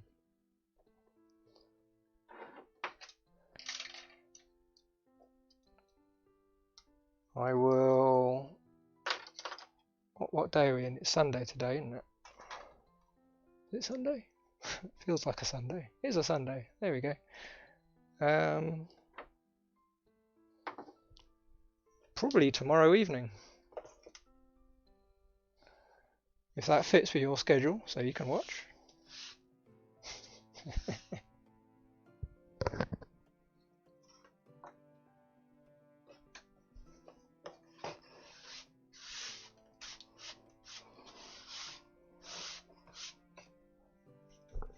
You should go eat. Yeah, working on it. Just going to tidy up a wee bit before I do.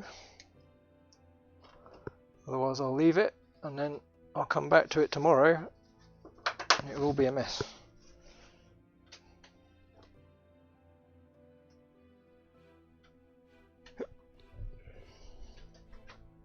I think that's the difficult bit done anyway. I've got an idea the main gearbox, other than the motor obviously, is probably okay. It's just probably a bit dry. Where the grease is dried out.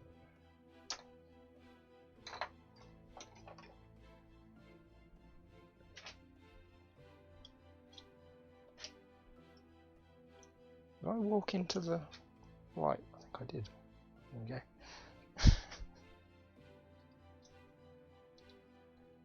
Cool. Right. So hopefully I'll be back on tomorrow evening and we can sort the gearbox out. And then that will be all ready for the next bits of the video, main video on the channel, YouTube channel, when the bumpers arrive. Or in the next video I might change the radio to a fly sky and then have the diff locks independent, which will be nice. Yeah. Right. Anyway, thanks everybody for coming out and watching.